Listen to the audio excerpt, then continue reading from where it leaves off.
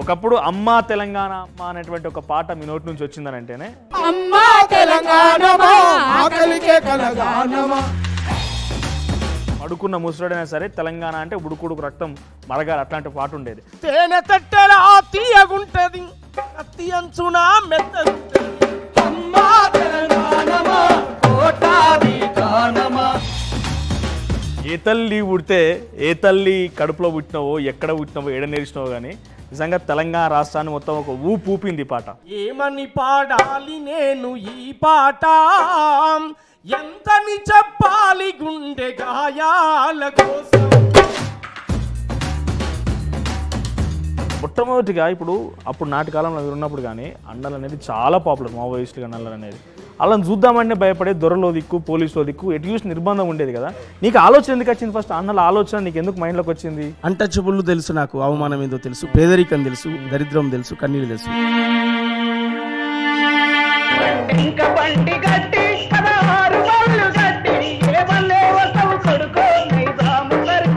కొడుస్తున్న పొద్దు మీద నడుస్తున్న కాలమా. కేసీఆర్ తెలంగాణ జాతిపిత అనేటువంటి ప్రచారం బీఆర్ఎస్ పార్టీ చేసుకున్నది. అస్సలు ఎట్టి పరిస్థితులు ఒప్పుకోను. కేసీఆర్ ఏం త్యాగం చేసిండని, ఏ పోరాటాలు చేసిండని? శ్రీకాంతాచారి ఎల్బీ నగర్ చౌరస్తాలో పెట్రోల్ పోసుకొని చనిపోయాడు. కేసీఆర్ త్యాగానికి శ్రీకాంతాచారి త్యాగానికి ఒకసారి ముడిపెట్టి చూద్దాం. ఎవరిది త్యాగం అందాం? వీళ్ళు ఎంతసేపటికి పాతది గూలగొట్టు కొత్తది కట్టు దాని మీద కమిషన్ పట్టు. నడుస్తున్న పొద్దు మీద నడుస్తున్న కాలమా వారు తెలంగాణమా. పొడుస్తున్న పొద్దు మీద నడుస్తున్న కాలమా పోరు తెలంగాణమా. నమస్తే, వెల్కమ్ టు ఆర్టీవీ. నేను మీ మనోజ్. ఏ దేశమైనా ఏ ఖండమైనా ఎక్కడైనా ప్రశ్నించాలంటే దానికి పాట తోడు కావాల్సిందే. అటువంటి ప్రశ్నించేటోళ్ళు తెలంగాణలో చాలా మంది ఉన్నారు. కానీ ఆ ప్రశ్నించేటోళ్ళలోనే one of the top notch ఇప్పుడు నాతో పాటుగా ఆర్టీవీ స్టూడియోలో ఉన్నారు ఏపూరి సోమన్న. ఆయన తన బృందంతో పాటుగా వచ్చాడు. ఈ మధ్య కాలంలో ఆ ప్రశ్నించేటువంటి గొంతు కొంత డెఫినెట్గా ప్రభుత్వానికి సంబంధించి అనుకూలంగానే మారింది. చాలా అంశాలు ఉన్నాయి మాట్లాడదాం. బట్ రాజకీయంగా కానివ్వండి, పాటలతో కానివ్వండి, ఈరోజు ఒక్కసారి మిమ్మల్ని అందరినీ కూడా ఒక ఊపేందుకు ఏపూరు సోమన్న బృందాన్ని ఆర్టీవీ స్టూడియో తీసుకొచ్చాం. Welcome to RTV Epuru Somanna. So ఏంటి, ఎలా ఉన్నారు? అంత బాగానే ఉందా? పాటలతో దుమ్ము లేపే ఏపూరు సోమన్న మధ్యకాలంలో కొంత గొంతు సైలెంట్ అయిందా? సైలెంట్ చేసిర్రా? ఓకేనా. సో మిమ్మల్ని తీసుకొచ్చి నేను ఈ పాటల కంటే మాట్లాడిస్తే చూస్తూ నన్ను తిట్టుకుంటారు. ఒకసారి పాటతో స్టార్ట్ చేద్దాం. ఒకప్పుడు అమ్మా తెలంగాణ అమ్మ అనేటువంటి ఒక పాట మీ నోటి నుంచి వచ్చిందని అంటేనే పడుకున్న ముసలుడైనా సరే తెలంగాణ అంటే ఉడుకుడుకు రక్తం మరగాలి అట్లాంటి పాట ఉండేది. ఒకసారి ఆ పాటతో స్టార్ట్ చేద్దామన్నా. అమ్మా నీకు వందనాలమ్మం కమ్మా నీ ప్రేమానిదమ్మం. అమ్మా నీకు వందనాలమ్మం కమ్మా నీ ప్రేమానిదమ్మం. ఎట్టొల్లా మట్టి సిప్పవు ఎట్టొల్లా మట్టి సిప్పవు కాయిదోల్లా కాండగొట్టి. అమ్మా తెలంగాణమా ఆకలికే కలగానమా. అమ్మా తెలంగాణమా కోట్లాది గానమా. అమ్మా తెలంగాణమా కోట్లాది ప్రాణమా. అమ్మా తెలంగాణమా కోటాది గానమా. పౌరుషాలు గల్లా తల్లమ్మం పుట్టినిల్లమ్మం. ఆ తేనె తట్టెలా తీయగుంటది తేనె తట్టెలా తీయగుంటది కత్తి అంచున మెత్తగుంటది. అమ్మా తెలంగాణమా కోటాది గానమా. అమ్మా తెలంగాణమా కోటాది గానమా. నవాబులకు సవాల్ విసి దేశము గులామి సంపికి. దేశము గులామి సంపికి. దేశము గులామి సంపికి. ఆ గనిలో దొరల మెడలు నరికి రజాకారుల రక్తం తాగి. రజాకారుల రక్తము దాగి. రజాకారుల రక్తము దాగి. ఎట్టో నీ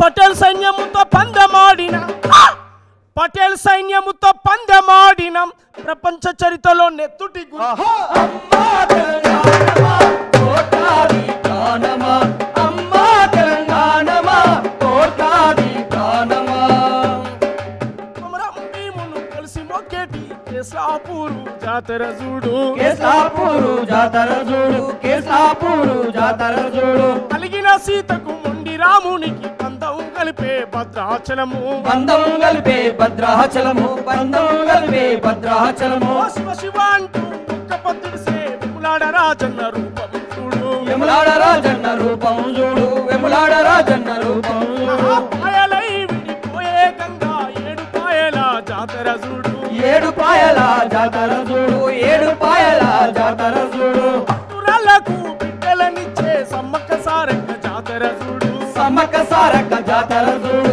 సమ్మక్క సారక్క జాతర చూడు పాశమ్మ పోషమ్మ కాలమ్మ తల్లి గండి మైసమ్మ కనుగుట్ల చూడు గండి మైసమ్మ కనుగుడ్డ చూడు గండి మైసమ్మ కనుగుడ్డ చూడు కొమ్రెల్లి మల్లను చూడు ఓ కళ్ళో దాగుండు ఆ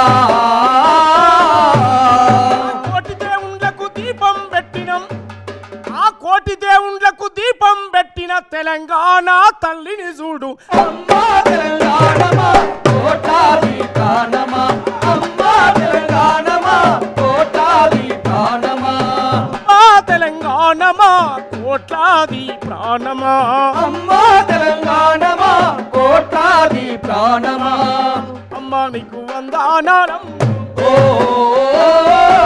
అమ్మా నీ ప్రేమ నీరమ్ము ఆ సల్లగుంటేనే పిల్ల మేకలు నువ్వు సల్లగుంటేనే పిల్ల మేకలు సల్లగుంటారు మెల్లంగుంటారు అమ్మా తెలంగాణమా కోట్లాది ప్రాణమా అమ్మా తెలంగాణమా కోట్లాది ప్రాణమా అద్భుతంగా ఏం పాటనా ఇది. ఏ తల్లి పుడితే ఏ తల్లి కడుపులో పుట్టినవో ఎక్కడ పుట్టినవో ఏడ నేర్చినవో కానీ నిజంగా తెలంగాణ రాష్ట్రాన్ని మొత్తం ఒక ఊపింది పాట. అద్భుతంగా పాడతావు. సో ఫస్ట్లో ఏపూరి సోమన్న అంటే పాట రూపం అందరికీ ఎరికే, కానీ ఏపూరి సోమన్న ఎక్కడి నుంచి వచ్చిండు, ఎట్లా అనికిపుచ్చుకున్నాడు, ఈ పాటల ఒక ప్రయాణం ఎట్లా మొదలైంది, నిన్ను కన్నా తండ్రి ఎవరు తల్లి ఎవరు? మాది సూర్యాపేట జిల్లా, ఇప్పుడు సూర్యాపేట జిల్లా అన్న, ఒకప్పుడు ఉమ్మడి నల్గొండ జిల్లా. విప్లవ పోరాటాలకు పేరుగాంచిన కోటం బరిసెలందుకొని బరిలో ముందు నిలిసే సూర్యపేటం. మట్టి మనుషుల వెతలను కథలు రాసే వట్టి కోటం. భీమిరెడ్డి ఐలమ్మలు రగిలించిన పోరుబాటం. యుద్ధ గీతి సుద్దాల అడుగుల సవ్వడి ఆటం. బండెనుక బండని గరిజించే యాదగిరి పాటం. ఏమని పాడాలి నేను ఈ పాట, ఎంతని చెప్పాలి గుండె గాయాల కోసం. ఏమని పాడాలి నేను ఈ పాట, ఎంతని చెప్పాలి గుండె గాయాల కోసం. ఏమని పాడాలి నేను ఈ పాట, ఎంతని చెప్పాలి గుండె గాయాల కోసం. తెరచబడ్డ కూలి తల్లి కన్నీటి వలపోత, రక్తం వరదై పారిన తెలంగాణ కడుపు కోతం. ఏమని పాడాలి నేను ఈ పాట, ఎంతని చెప్పాలి గుండె గాయాల కోసం. ఏమని పాడాలి నేను ఈ పాట, ఎంతని చెప్పాలి గుండె గాయాల కోసం. ఈ గాయాల గోసలో పుట్టినోన్ని తెలంగాణ రైతాంగ సాయుధ పోరాటం భీమిరెడ్డి, నరసింహారెడ్డి, మల్లు స్వరాజ్యమ్మ, ధర్మభిక్షం, ఆరుట్ల కమలాదేవి, అనేక మంది మహానుభావులు, ఉప్పల మరుసులు లాంటి మహానుభావులు, సూర్యాపేటకు 4 సార్లు ఎమ్మెల్యేగా గెలిచి చివరి జీవితంలో చెప్పులు గుడుతూ చనిపోయిన నిజాయితీ పరుడు పుట్టినటువంటి గడ్డ. మలిదశ తెలంగాణ ఉద్యమాన్ని పట్టాలకెక్కించి విప్లవోద్యమాన్ని ముందుకు నడిపిన మహానుభావుడు మారోజు వీరన్న పుట్టినటువంటి గడ్డ. ఆ నేల మీద పుట్టొచ్చిన మా ఊరు వెలిశాల. మాది సూర్యాపేట జిల్లా, ఇప్పుడు సూర్యాపేట ఒకప్పుడు ఉమ్మడి నల్గొండ జిల్లా. ఆ గడ్డ మీద పుట్టినోన్ని, ఆ ఉద్యమ పాఠాలు భావాలు నేర్చుకొని ప్రజల్లోకి వచ్చి దాదాపు 27 సంవత్సరాలుగా కాలికి గజ్జగట్టి సాంస్కృతిక ఉద్యమంలో మీ ముందుకు వచ్చినోన్ని. సూర్యాపేటలో మొదలైనటువంటి సోమన్న పాట తెలంగాణ రాష్ట్రాన్ని సాధించడంలో చాలా కీలక పాత్ర పోషించింది. ఇప్పటికీ ఎప్పటికీ ప్రశ్నించే గొంతుగా మారింది. సో ఏంటి అంటే కుటుంబంలో ఎవరైనా ఈ నేపథ్యం ఉండేనా? అంటే నువ్వు చాలామంది స్ఫూర్తి పొంది వచ్చినావు, మా రోజు వీరన్న, లేకపోతే చాలామంది ఉన్నత ఉద్యమకారుల పేరు చెప్పినావు.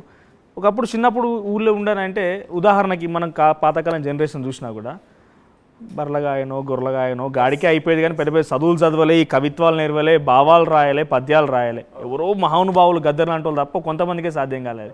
ఎట్లా సాధ్యమైంది నీకు? ఎట్లా కుటుంబం నుంచి ఎవరు ఉండేనా? నాయనో అమ్మ ఎవరన్నా ఈ నేపథ్యం ఉండేనా? ఎవరు లేకుండే, నాన్న అమ్మ ఎవరు లేకుండే. చిన్నతనంలో అత్యంత 6-7 సంవత్సరాల కాలంలో నాన్న నాకు దూరం అయ్యాడు, నాన్న లేడు. అట్లా ఒంటరితనంలో ఉన్నటువంటి నా జీవితానికి పాట, పల్లె ఒడి, ప్రకృతి నన్ను దగ్గర తీసింది. ఆ పాటలు ఉద్యమకారులు గ్రామాల్లోకి వచ్చి పాడుతున్న పాటలు, విప్లవకారులు ప్రజల్లోకి వచ్చి పాడుతున్నటువంటి పాటలు, గద్దరన్న లాంటి మహాగాయకులు ఆ రోజుల్లో క్యాసెట్ రూపంలో అవి అజ్ఞాతంగా ఎక్కడో ఒకడ దొరికేటువంటి ఆ పాటలు టేప్ రికార్డులలో, ఆ టేప్ రికార్డు కూడా మా ఇంటి లేక వేరేటోళ్ళ ఇళ్ళ టేప్ రికార్డులకు పోయి తీసుకొచ్చినటువంటి ఇన్నటువంటి చరిత్ర. అవి పొద్దాకైంది. ఇది ఇవన్నీ ఎప్పుడు 12-13 ఏళ్ళ ఏజ్లో జరిగిన ప్రక్రియ. అంటే అదంతా అరిగోస పడితేనే ఆ భావాన్ని ఉనికి పుచ్చుకున్నావు అంతే. ఏదో మనం బడాబాబులు ఇళ్ళ పుట్టిన దొరల కుటుంబాలు కాదు, మన అరిగోస పడ్డం, అవ్వయ్య కట్టం చేస్తున్నారు, ఇవన్నీ చూసినావు కాబట్టి ఆడి నుంచి మొదలైన ప్రయాణం. మొట్టమొదటిగా ఇప్పుడు అప్పుడు నాటి కాలంలో మీరు ఉన్నప్పుడు కానీ అన్నలు అనేది చాలా పాపులర్, మావోయిస్టులు కానీ అన్నలు అనేది. అలా చూద్దామంటే భయపడే దొరలో దిక్కు, పోలీసులో దిక్కు, ఎటు చూసి నిర్బంధం ఉండేది కదా. నీకు ఆలోచన ఎందుకు వచ్చింది? ఫస్ట్ అన్నల ఆలోచన నీకు ఎందుకు మైండ్లోకి వచ్చింది? అంటే నేను పుట్టి పెరిగింది వెలివాడలో. అంటచబుల్ తెలుసు, నాకు అవమానం ఏందో తెలుసు, పేదరికం తెలుసు, దరిద్రం తెలుసు, కన్నీళ్ళు తెలుసు. దీనికి తోడు ఇంకా కన్నటువంటి వాళ్ళు లేకపోవడం, ఈ అన్నిటి వల్ల నాకు చిన్నప్పటి నుంచి నలుగురి కోసం పనిచేయడం అంటే ఇష్టం, నలుగురికి న్యాయం జరిగే దారిలో నడవడం అంటే ఇష్టం. ఆ చిన్నతనంలో 12-13 ఏళ్ళ ఏజ్లోనే గద్దరన్న టేప్ రికార్డులో విన్నటువంటి పాటలను వినుకుంటూ నేను అడవిలో పోయి, అంటే పొలం కాడికి, బావి కాడికి, అక్కడ చేలల్లోకి పోయినప్పుడు అక్కడ ప్రాక్టీస్ చేసుకునేవాడిని. నాకు నేను ఇవి ఇక్కడ విని, నైట్ ఇక్కడ విని, పొద్దాక అక్కడ ఒక్కనే సింగిల్గా ప్రాక్టీస్ చేసుకునేవాడిని. మళ్ళీ ఎవరైనా చూస్తురా లేరని భయపడుతూ నాకు నేనే పాడుకునేటువంటి, నాకు నేనే గునుగుతుండేవాడిని, నిరంతరం గునుగుతుండేవాడిని. అట్లా ప్రతి పాట నాకు నోటికి వచ్చు. ఏ పాట కూడా నేను చూసుకుంటా ఆ రోజుల్లో అసలు ఏ పాట కూడా పాడకపోయేది. జరే ఎప్పుడైనా తప్పని పరిస్థితి వస్తే కొత్త పాట అయితే, అప్పటికప్పుడు రాసిన పాట అయితే ఒక్కోసారి చెక్ చేసేది అనుకో, కానీ మేజర్గా నేను పాడే ప్రతి పాట కూడా నోటికి వస్తుంది. అంటే అట్లా అప్పటి నుంచే నాకు చిన్నప్పటి నుంచి ప్రశ్నించే పాటలే, ఎస్, సినిమా పాటలు కాదు. అవి ఏహి రావు, అది నాకు నేర్పిన, కొట్టినా తిట్టినా నేను అవి పాడలేను. నాకు స్టార్టింగ్ బేసే నా చిన్ని తమ్ముళ్ళారాం, శంకరన్న వారసులారాం, శంకరన్న బాటల మీరు షరికై పోరండయ్యో.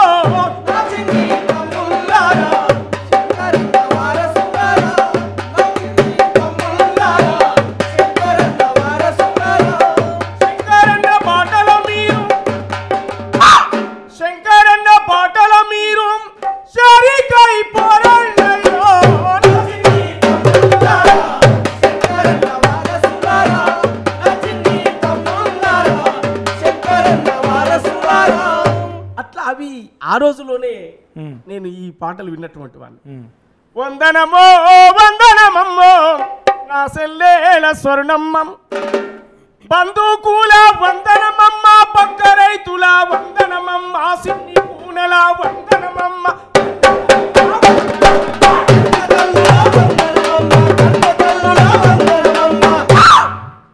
పక్క రైతుల వందనమే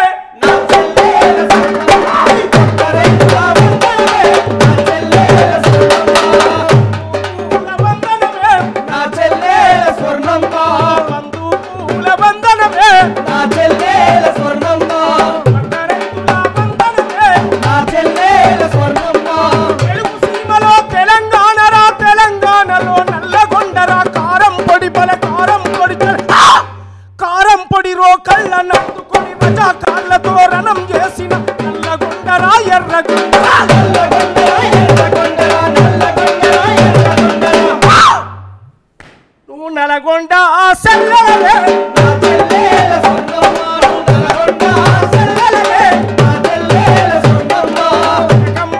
తిలకమువే నా చెల్లెల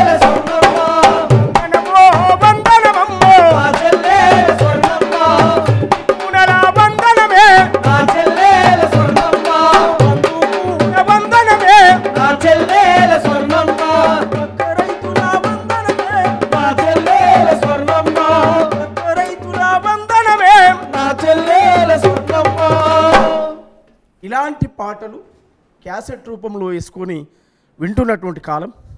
ఈ పాటలన్నీ నైట్ పూట అక్కడ వినేవాడిని.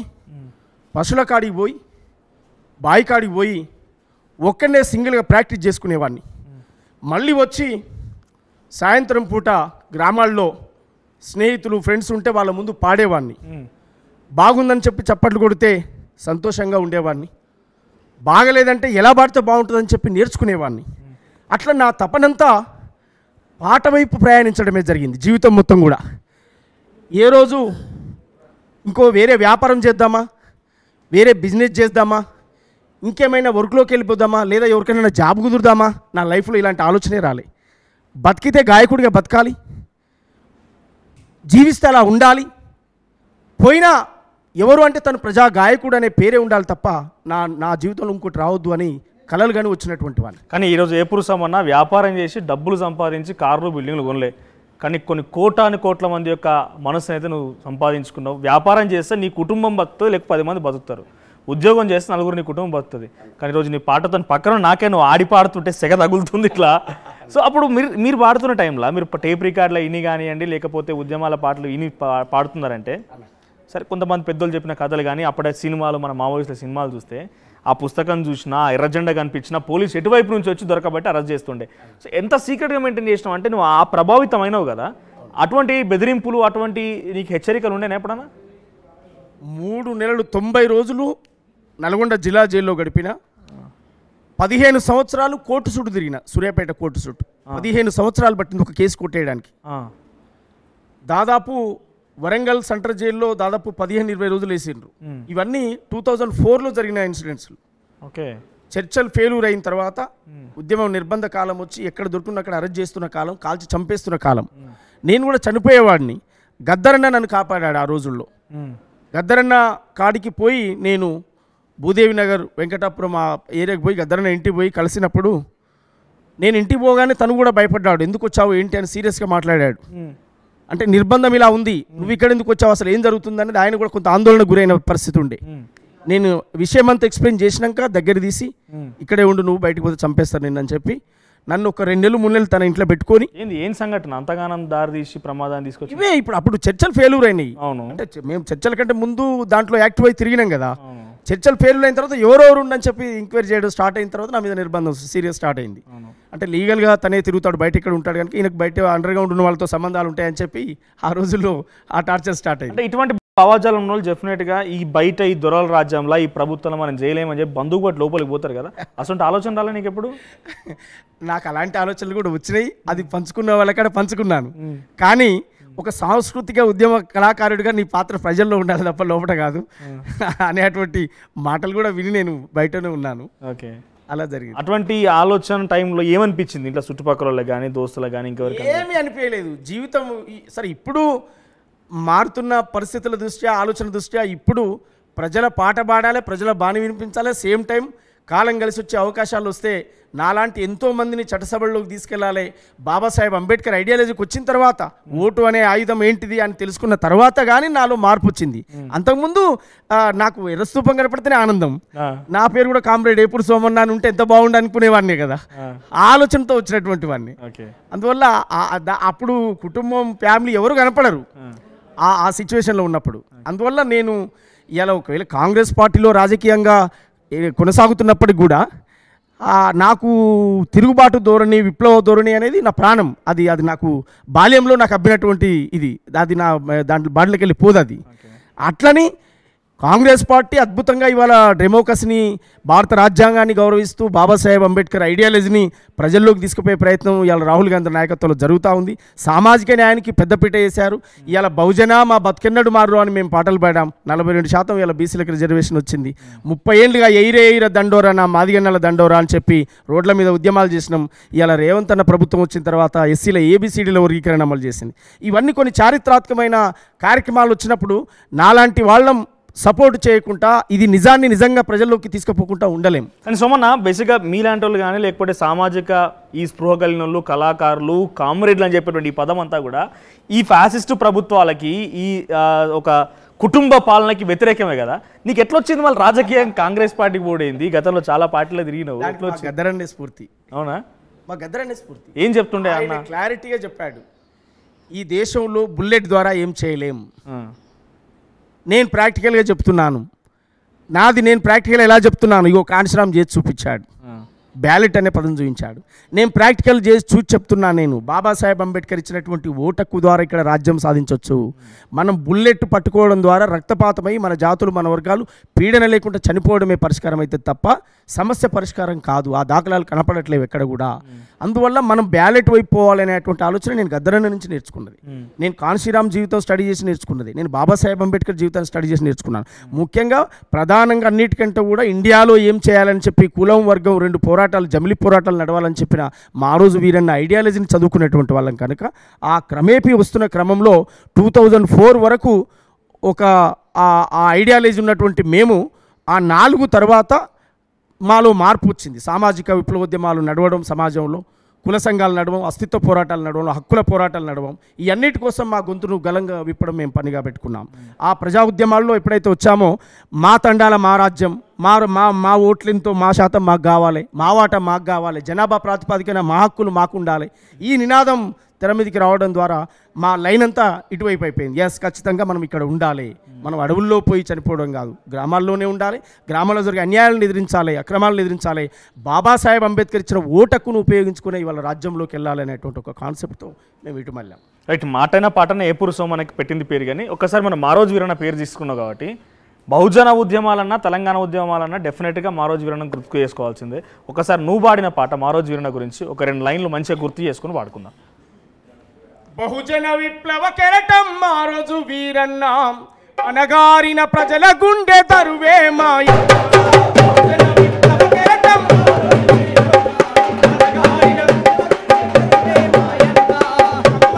కొలిమి మంట మారే పది కలల పంట,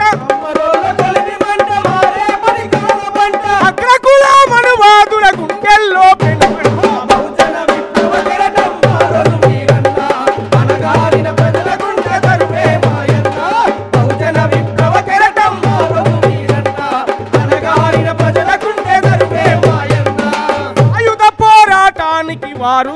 సాయుధ పోరాటానికి దారులు వేసిన గడ్డ, సాయుధ పోరాటానికి దారులు వేసిన గడ్డ, కత్తులకు నెత్తురొద్దిన కొత్తగూడెము బిడ్డ, కత్తులకు నెత్తురొదిన కొత్తగూడెము గడ్డ, సురమ్మ రామలింగం ఆశల రూపానివై, సురమ్మ రామలింగం ఆశల రూపానివై, విద్యాబుద్ధులు నేర్చి ఉద్యమాల బాటబట్టి, విద్యాబుద్ధులు నేర్చి ఉద్యమాల బాటబట్టి, మార్క్స్ పూలే అంబేద్కర్ మహనీయుల దారిలోన,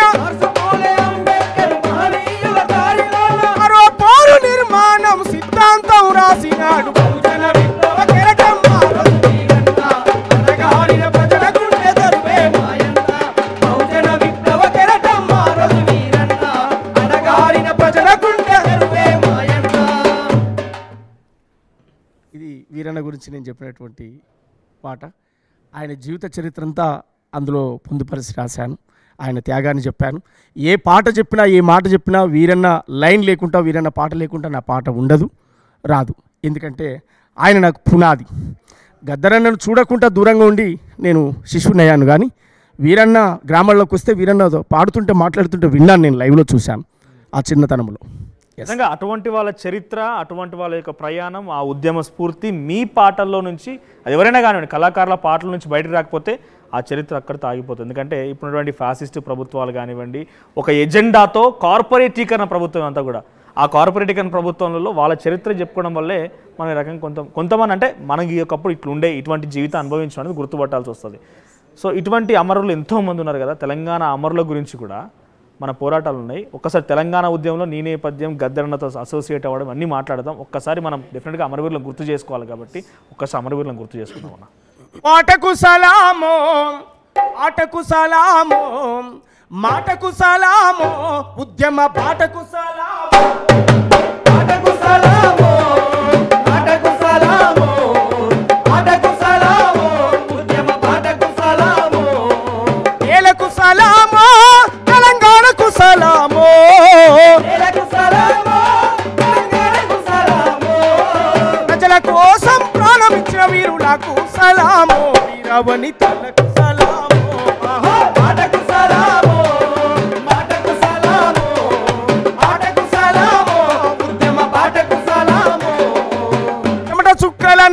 పోసి పోడుపోతం చేసి పంటను తీస్తే గిరిజన తెగలను దోసుక తింటూ శిస్తుగట్టమని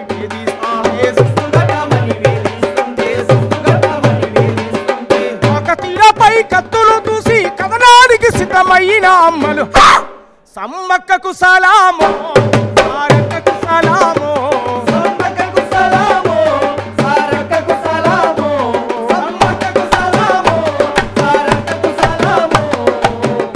రాజులతో యుద్ధం చేసి పడుగులనందరిని సిద్ధం చేసి గోల్కొండపై పాదం మోపి బహుజన రాజ్యం జెండను బాతి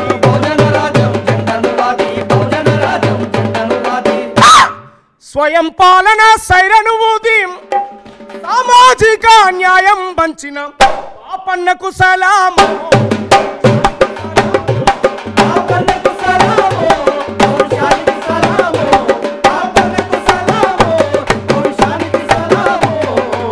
మలకలను ఏకం చేసి రోకలి బండలు చేతుల బట్టి దొరపు స్వాములకెదురుగా నిలిసి భూమి భుక్తికై పోరును నడిపి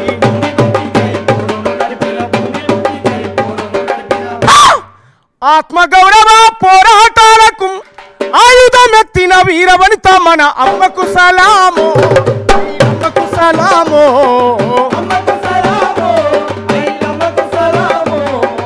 అమ్మకు సలాము ఆటకు సలాము ఆటకు సలాము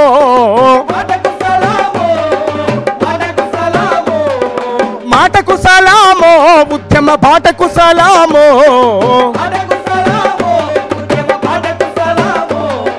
నేలకు సలామో తెలంగాణకు సలామో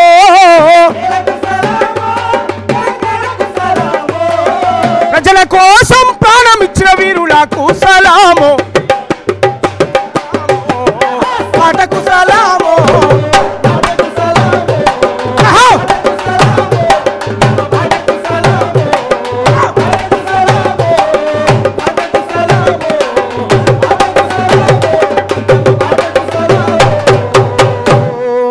జోహార్ తెలంగాణ మన వీరులకు జోహార్ జోహార్. డెఫినెట్ గా తెలంగాణ రాష్ట్రం అంటే 60 ఏళ్ల చరిత్ర. ఒక్కరు గారు ఇద్దరు కాదు, కొన్ని వేలాది మంది మరణిస్తే ఈరోజు తెలంగాణ రాష్ట్రం సిద్ధించింది. ఆ తెలంగాణ రాష్ట్రం రోజు చాలా గర్వంగా తెలంగాణ కళాకారుడు అని కానీ తెలంగాణ రాష్ట్రం అని తెలంగాణ ప్రభుత్వం అని చెప్పుకోగలుగుతున్నాం. వారందరికీ కూడా డెఫినెట్గా ఒక్కసారి మనం నివాళులు అర్పించాల్సిందే. జోహార్ తెలంగాణ మన వీరులకు.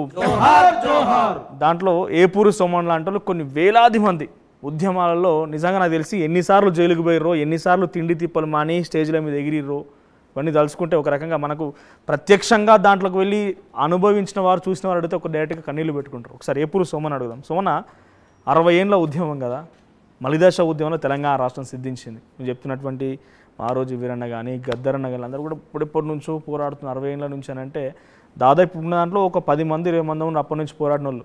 సో తెలంగాణ ఉద్యమం గురించి చెప్పాలంటే ఫస్ట్ నీకు గుర్తుకొచ్చేది ఏంటి? తెలంగాణ ఉద్యమం గురించి చెప్పాలంటే నాకు గుర్తుకొచ్చేది అమరవీరుల త్యాగాలి.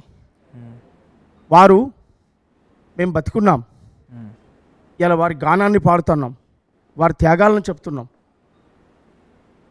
వారి ప్రాణాలను గడ్డిపోచతో సమానంగా తృణప్రాయంగా వారి ప్రాణాలు అర్పించారు. తెలంగాణ ఉద్యమం అంటే గుర్తొచ్చేది ఏంటి? ప్రాణాన్ని మించింది ఈ సృష్టిలో ఏముంది? ప్రాణాన్నే ఇచ్చారు. ఇక దాన్ని ఇంకా అంతకంటే ఏం చెప్పలేము ఒక మనిషి గురించి. అందువల్ల తెలంగాణ ఉద్యమం అంటే గుర్తొచ్చేది చనిపోయిన అమరుల త్యాగాలు, వీధిన పడ్డ రోడ్డు మీద పడ్డ వారి కుటుంబాలు, వారి జీవితాలు. ఒక ఇంట్లో ఎదిగిన కొడుకు పోతే ఆ తల్లి బాధ తండ్రి బాధ ఏంటో అర్థమవుతుంది. ఇవాళ 1200 మందికి పైగా ఆ కుటుంబాల పరిస్థితి ఏంది, వారి రోదన ఏంది. అలాంటి విషయాలకు పరిష్కారం జరగాలి. అమరవీరుల కుటుంబాలకు న్యాయం జరగాలి. జరిగినప్పుడే వచ్చిన తెలంగాణకు అర్థం ఉంటుందని కూడా మేము అనేక పాటల రూపాల్లో పాడుతూ ప్రజలను చైతన్యవంతం చేస్తున్నటువంటి పరిస్థితి ఉంది. అందువల్ల తెలంగాణ ఉద్యమంలో జనహోరు సంద్రమై ఎగిసాటి కెరటమై త్యాగాల వీణపై రాగాల రాసులై 3.5 కోట్ల గొంతుల కాటై ప్రజా తెలంగాణ పల్లవందుకొని నా వజాగుతుంది కొడుకా పోరాటతో వజుగుతుంది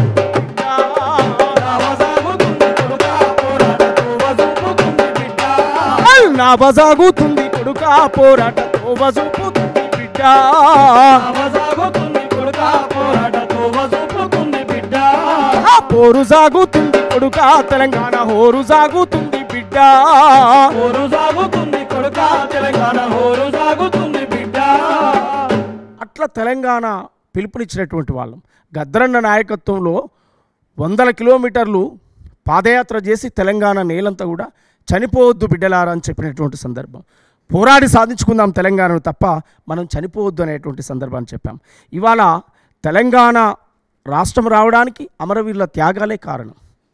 అమరవీరుల త్యాగాలను చూసి చలించిపోయిన సోనియా గాంధీ కాంగ్రెస్ ప్రభుత్వం తెలంగాణ ఇచ్చినటువంటి చారిత్రాత్మక అవసరాన్ని కూడా ప్రజల్లోకి చెప్పాల్సి. సోమన్న, ఇప్పుడు చరిత్రలలో జరిగినటువంటి అంశాలని కొన్ని సినిమాల రూపంలో, కొంతమంది వీడియోల రూపంలో, మీలాంటి వాళ్ళ ప్రసంగాల రూపంలో, మాలాంటి వాళ్ళ వార్తల రూపంలో అప్పుడప్పుడు ఒక శ్రీకాంతాచారి ఉదాహరణగా తీసుకుంటే, చేతికి అందొచ్చిన కొడుకు ఒంటిపైన పెట్రోల్ పోసుకొని నిప్పంటించుకొని మారిపోతూ ఉంటే, చర్మం అంతా కాలిపోతుంటే, దాదాపుగా 80% కాలిపోయిన చర్మాన్ని తీసుకొని ఆ తల్లి కళ్ళకు చూపించింది. ఆ తల్లి బాధ ఏందో నిజం. అంటే అదొక ఎమోషన్, అది ప్రత్యక్షంగా చూసిన వారికి తప్ప తెలియదు.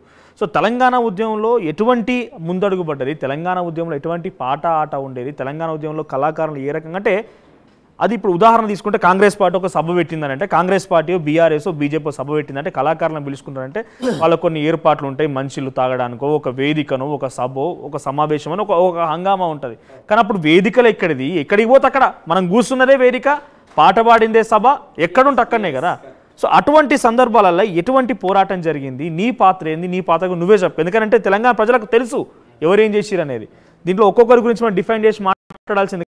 తెలంగాణ సమిష్టిగా 4 కోట్ల మంది వాళ్ళు పోరాడితే రోజు తెలంగాణ రాష్ట్రం సాధన అయింది. కాబట్టి కళాకారుల పాత్ర గురించి ఏంటిది? అప్పుడు తెలంగాణ వచ్చిందని అంటేనే కళాకారులు, ఈరోజు కళాకారులు ఏడున్నారు? తెలంగాణ పోరాటం రగిలించడానికి కారణం కళాకారులు. తెలంగాణ ఉద్యమం ఇలా అన్యాయమైందని చెప్పింది పాటల రూపంలో. తెలంగాణ ప్రత్యేక రాష్ట్రం కావాలనే డిమాండ్ను ప్రజల్లోకి తీసుకుపోయింది పాట ద్వారా. కళాకారుల పాత్ర అమోఘమైనది. ఆ కళాకారుల యొక్క పాటలు, ప్రజా పోరాటాలు రగిలించిన తర్వాత అమరవీరులు, విద్యార్థి వీరులు ముందుకొచ్చి మా ప్రాణం పోతరన్న ఈ రాష్ట్రం వస్తుందేమో, ప్రాణమన్న పోనీ కానీ మాకు రాష్ట్రమే కావాలని చెప్పి నినదించి వాళ్ళు ప్రాణాలు అర్పించారు. అందువల్ల పాటతో మొదలైనటువంటి ఉద్యమం, పాటతో మొదలైనటువంటి ప్రారంభం ప్రజలను సమీకరించింది, పోరాటాల వైపు మళ్లించింది. కొంతమంది విద్యార్థులు నిరాశ నిస్పృహల్లో ఉండి చనిపోయారు. వాళ్ళు తమ ప్రాణాన్ని తృణప్రాయంగా వదిలేసి చనిపోయారు. గడ్డి పరకతో సమానంగా వదిలేశారు. మేము పోయినా పర్వాలేదు, ఎదిగే భవిష్యత్ తరాలైనా మంచి బతకాలి అని వాళ్ళ ప్రాణాలు ఇచ్చారు. అట్లాంటి అమరుల త్యాగాలు వెలకట్టలేని వందల వేలాది సాంస్కృతిక సైన్యం తెలంగాణ గడ్డ మీద ఇప్పటికీ ఉన్నది. చాలామంది 550 మంది కళాకారులకు కేసీఆర్ ప్రభుత్వంలో ఉద్యోగాలు ఇచ్చారు. మిగతా కళాకారులందరినీ కూడా విస్మరించారు. అలాంటి వాళ్ళకు కూడా ఇవాళ అవకాశం రావాలని చెప్పి మేము ప్రయత్నం చేస్తూ ఉన్నాం. అలాంటి కళాకారులు చాలామంది ఉద్యమాలు చేసి అలసిపోయినటువంటి వాళ్ళు, కొంతమంది 50 ఏళ్ళు 60 ఏళ్ళు వచ్చిపోయి వయసు పైబడినటువంటి వాళ్ళు కూడా ఉన్నారు. అలాంటి వాళ్ళని కూడా గుర్తించి ఈ ప్రభుత్వంలో, కాంగ్రెస్ ప్రభుత్వంలో, ప్రజాపాలనలో వాళ్ళందరికీ ఉద్యోగాలు రావాలని కూడా మేము అనేకసార్లు ముఖ్యమంత్రి గారికి, ఇతర నాయకత్వాన్ని కూడా చెప్పడం జరిగింది. వారు కూడా సానుకూలంగా స్పందించి మరి పిసిసి అధ్యక్షుడిగా ఉన్నటువంటి మహేష్ కుమార్ గౌడ్ లాంటి వాళ్ళు కూడా నిండు సభలో, కొన్ని సభల్లో చెప్పారు. వాళ్ళు శాసనమండలిలో కూడా వారు మాట్లాడారు. కళాకారులకు న్యాయం కాంగ్రెస్ పార్టీ చేస్తుందనే విశ్వాసం, నమ్మకం మాకుంది. ఆ కళాకారులందరినీ ప్రభుత్వంలో భాగస్వామ్యం చేస్తాం. ప్రజాపాలనలో భాగస్వామ్యం చేసి వారి జీవనోపాధి, వారికి వృత్తి కల్పిస్తూనే వారి హక్కులు, ఆత్మగౌరవాన్ని కూడా నిలబెట్టుకుంటాం తప్ప ఎక్కడ కూడా వారికి భంగం కలిగే విధంగా ప్రజాపాలన చూడదనేది మా అభిప్రాయం. ప్రత్యక్ష తెలంగాణలో నీ పోరాటం గురించి పెద్దగా చెప్పాల్సిన అవసరం లేదు. సో తెలంగాణ వచ్చిందని అంటే ఏ ఒక్కరికే మనం క్రెడిట్ ఇవ్వగలుగుతాం? ఒక్కరి తెలంగాణ రాష్ట్రం తీసుకొచ్చిరా? అది అసలు సాధ్యంగా అంటే పోయిన ప్రభుత్వంలో జరిగినాయి కాబట్టి నేను ఒక రాజకీయ నాయకుడు అడుగుతున్నా. నేను కేసీఆర్ తెలంగాణ జాతిపిత అనేటువంటి ప్రచారం బీఆర్ఎస్ పార్టీ చేసుకున్నది. సో ఒక తెలంగాణ ఉద్యమకారును అంగీకరిస్తావు దాన్ని? అస్సలు ఎట్టి పరిస్థితులు ఒప్పుకోను. కేసీఆర్ నలుగురు జమైనాక వచ్చిన ఒక ఉపన్యాసకుడు మాత్రమే. తెలంగాణకు కేసీఆర్ ఎలా జాతిపిత అవుతాడు? కాడు. జాతిపిత తెలంగాణకు జాతిపిత కేసీఆర్ కాడు. కేసీఆర్ కేవలం వందలాది మందిని మేము గంటల తరబడి పాటలు పాడి పోగేస్తే ఆడికొచ్చి మాట్లాడిన ఉపన్యాసకుడు మాత్రమే కేసీఆర్ ఏం త్యాగం చేసిండని, ఏ పోరాటాలు చేసిండని? ప్రజలు చేసిరు పోరాటాలు, ఉద్యమకారులు చేసిరు, ప్రాణాలు ఇచ్చిర్రు అంటున్నా నేను. శ్రీకాంతాచారి ఎల్బీ నగర్ చౌరస్తాలో పెట్రోల్ పోసుకొని చనిపోయిండు. కేసీఆర్ త్యాగానికి, శ్రీకాంతాచారి త్యాగానికి ఒకసారి ముడిపెట్టి చూద్దాం. ఎవరిది త్యాగం అందాం? శ్రీకాంతాచారిది త్యాగం అవుతుందా? కేసీఆర్ది త్యాగం అవుతుందా? 2 సార్లు ఈ రాష్ట్రాన్ని ముఖ్యమంత్రిగా పరిపాలించి అన్ని ఫలాలు అనుభవించి వారి కుటుంబం బిడ్డ కొడుకు అల్లుడు ప్రశాంతమైన ఫ్యామిలీని గడుపుకున్నటువంటి వాళ్ళేడా ఇవాళ శ్రీకాంతాచారి కుటుంబం పరిస్థితేడా? శ్రీకాంతాచారి లాంటి అనేక మంది ఇషాన్ రెడ్డి, వేణుగోపాల్ రెడ్డి, యాదిరెడ్డి, సువర్ణమ్మ, సుమను, అనేక మంది నాయకులు, విద్యార్థి నాయకులు, వాళ్ళ జీవితాలేడా ఒక్కసారి మనం చూసుకుందాం. అందువల్ల ఎవరు జాతిపితలు కారు, ప్రాణాలు ఇచ్చిన వాళ్ళే జాతిపితలు, ఉద్యమాన్ని నిర్మాణం చేసి నడిపించిన వాళ్ళే జాతిపితలు అవుతారు తప్ప జాతిపితలు దయ్యాలు భూతాలు తీసుకొచ్చి మనం జాతిపితలుగా పెట్టలేము. తెలంగాణ ఉద్యమకారుడు అనొచ్చు, ఉపన్యాసకుడు అని కూడా అనొచ్చు కేసీఆర్ గారిని. ఆయనకిచ్చే గౌరవం ఆయనకు ఖచ్చితంగా ఇవ్వాలి, మనం అగౌరవపరచం. కానీ జాతిపితలు మాత్రం కారు. ఓ కళాకారుడు చెప్పు, అప్పుడు కాంగ్రెస్ కూడా అధికారంలో ఉంది, కాంగ్రెస్ తెలంగాణ ఇచ్చిందంటే ఊరికేనే ఇయ్యలేదు, పోరాటాలు చేసిర్రు, దాన్ని కాదనలేము. కానీ ఇక్కడ విషయం ఏంటంటే టీఆర్ఎస్ పార్టీ అప్పుడు ఒక రాజకీయ పార్టీగా అనేది ఒక రాజకీయ అవతారంలో ఆ తెలంగాణ ఉద్యమానికి తోడై ఊపిరి పోయకపోతే ఇది తెలంగాణ రాష్ట్రం వచ్చేదన్న క్వశ్చన్ రైజ్ అయింది అనుకో, చరిత్రకారులకి లేకపోతే అందరికీ సమాధానాలు తెలుసు, చూసినటువంటి వ్యూవర్స్కి చెప్దాం. తెలంగాణ రాష్ట్రం తర్వాత ఆవిర్భవించకపోతే ఈరోజు తెలంగాణ రాష్ట్రం ఎక్కడిది? బెల్లి లలితక్క 18 ముక్కలుగా నరకబడి చనిపోకపోతే టీఆర్ఎస్ ఎక్కడిది? గద్దరన్న వెన్నపూసలో బుల్లెట్ దిగి నెత్తురు చిందించకపోతే తెలంగాణ ఎక్కడిది? తొర్రూరు ఐలన్ అనే ఒక గాయకుడిని తీసుకుపోయి ఇంట్లో పడుకున్నోని తీసుకొని పోయి ఎన్కౌంటర్లో కాల్చి చంపితే నెత్తురు బారింది, తెలంగాణ ఎక్కడిది? టీఆర్ఎస్ ఎక్కడిది? మారోజు వీరన్న సూర్యాపేటలో తెలంగాణ మహాసభ పేరుతో వేలాది మందితో సభలు నిర్వహించకపోతే తెలంగాణ ఎక్కడిది? గద్దరన్న నాయకత్వంలో భువనగిరిలో, వరంగల్లో వేలాది లక్షలాది జనంతో అమ్మా తెలంగాణమా అని చెప్పి తెలంగాణ కావాలి, మా తెలంగాణ మాకు కావాలని చెప్పి 96, 97లోనే డిమాండ్ చేసి లక్షలాది ప్రజలు భువనగిరి గ్రౌండ్ అంతా నిండిపోయినటువంటి చరిత్ర. అది లేకపోతే టీఆర్ఎస్ ఎక్కడిది? ఓకే, ఈ త్యాగాలన్నీ ఏ రోజైనా చెప్పారా? ఈ త్యాగాలు ఉన్నాయని చెప్పారా? కేసీఆర్ తోటే తెలంగాణ కేసీఆర్ అని చెప్పారు తప్ప చరిత్రలో ఇంతమంది అమరులు త్యాగాలు ఉన్నాయి, బూటకి ఎన్కౌంటర్ల పేరుతో ఎవరు తెలంగాణ అంటే వాళ్ళు నక్సలైట్ అని ముద్రేసి చంపిన రోజులు కదా అవి. అందువల్ల టీఆర్ఎస్ పార్టీ ఆవిర్భవించిన తర్వాత ఒక డెమోక్రసీగా, ప్రజాస్వామ్యంగా ఒక వేదిక, ఒక ప్లాట్ఫామ్ దొరికిందనడంలో నేను అబద్ధమాడను, నిజమే చెప్తాను. కానీ అనేక అమరుల త్యాగాల కొనసాగింపులో భాగంగా టీఆర్ఎస్ పుట్టింది తప్ప టీఆర్ఎస్ వచ్చినాక కాదు. తెలంగాణ 94లో ఇప్పుడు నేను పాడిన పాట అమ్మా తెలంగాణ మా పాట 94లో గద్దరన్న రాశాడు అమ్మా తెలంగాణ అని. తెలంగాణ జీవన విధానాన్ని మొత్తం పాట రూపంలో చెప్పాడు. దగా పడ్డన తెలంగాణము గుండె సప్పుడినుడో మాయన్నల్లారా,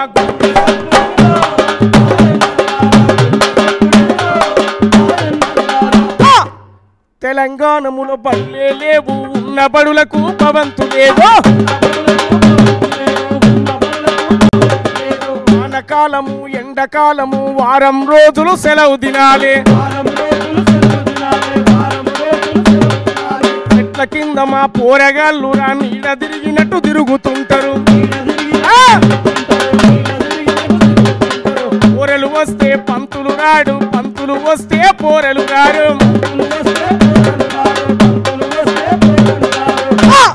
ఆ పోరెలు పంతులు ఇద్దరు వస్తే రాయనీకి మా పంతులు గారికి చాకి పీసు లేదో,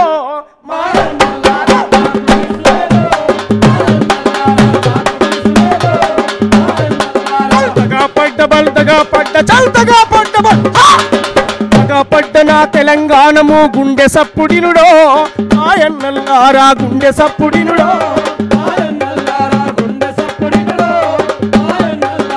తెలంగాణములో IASలు IPSలు అందని మిఠాయి సందమామలే, మేనేజర్లు డాక్టర్లు వైస్ ఛాన్సలర్ ప్రిన్సిపాల్లు, ఆఖరికి ఆ క్లర్కు కొలువులు తెలంగాణములో పుట్టినోనికి కొట్టి సేతులే చూపినాయిరా. మిగిలిందొకటే చీపిరి కొలువు, ఆ చీపిరి కొలువుకు తోటి ఆంధ్రుడు పోటీకొచ్చినాడు.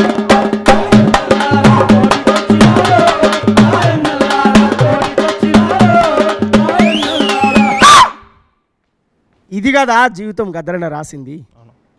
ఇది 94, 95లో వచ్చిన పాటలు ఇవన్నీ కూడా, తెలంగాణ కోసం ఆయన స్టడీ చేసి రాసిన పాటలు ఇవన్నీ కూడా. తెలంగాణ జీవితం అంతా రాసిండు. నన్ను గన్న నల్లగొండరో కోరన్నం, ఇది సూర్యుల గన్న సూర్యాపేటరో ఓరన్నం. ఇట్లా వారి త్యాగాలన్నీ గానం చేసి రగిలిస్తే రగిలిస్తే రగిలిస్తే తెలంగాణ ఉద్యమమై అనేక మంది అమరుల త్యాగాలు కేసీఆర్కు అధికార రూపంలో వచ్చాయి. మీరు అంటుండ్రు టీఆర్ఎస్ పుట్టకపోతే తెలంగాణ వచ్చునా అని మీరు అంటుండ్రు. ఎస్, ఎమాయమీలు అనేక మంది ఉద్యమకారులు. ఏ మార్పు జరుగునో అనేక త్యాగాలు ఉన్నాయి. లక్షలాది మంది కూడా గద్దరనే నాయకత్వం వహించడో ఏమో, గద్దరనే నాయకత్వం వహించడం ఏమో, చనిపోకపోతే మా రోజు వీరన్న నేతృత్వం వహించేవాడేమో. వర్గీకరణ ఎజెండా ముందుకొచ్చింది. ఆయన ప్రధాన అంశం వర్గీకరణ అయింది కనుక దాన్ని పక్కకు పెట్టాడేమో, లేకపోతే మందకృష్ణ మాదిగ నాయకత్వం వహించాడేమో తెలంగాణ కోసం. ఎమాయమీలు ఉన్నారు. అంటే కేసీఆర్ అనే ఒక దొర పార్టీ పెడితేనే తెలంగాణ వచ్చిందని ఎట్లా చెప్తాం? మా రోజు వీరన్న ఆయన త్యాగం ఎక్కడ పోయింది? గోసి గట్టి గొంగడేసి లక్షలాది మందిని కూర్చోబెట్టినా నా బెల్లి లలితక్క 18 ముక్కలుగా నరకబడ్డది కేవలం పాట పాడినందుకే. ఏ రియల్ ఎస్టేట్ భూములా, కంపెనీలా, ఏ మాఫియానా, లిక్కరా, దందా ఏం చేసేప్పటికే బెల్లి లలితక్కని చంపారు? అగ్రకుల రాజ్యాన్ని ప్రశ్నించినందుకు. ఒక గొల్ల కుర్మ బిడ్డ అయి ఉండి భువనగిరిలో మా మీద పోటీ చేస్తుందా? ఆ రోజున్న పాలక వర్గాన్ని ప్రశ్నిస్తుందా? ఏమడిగిందామే? తాగబోతే నీళ్లు లేక తుమ్మెదాలో తడి గొంతులారిపోయే తుమ్మెదాలో.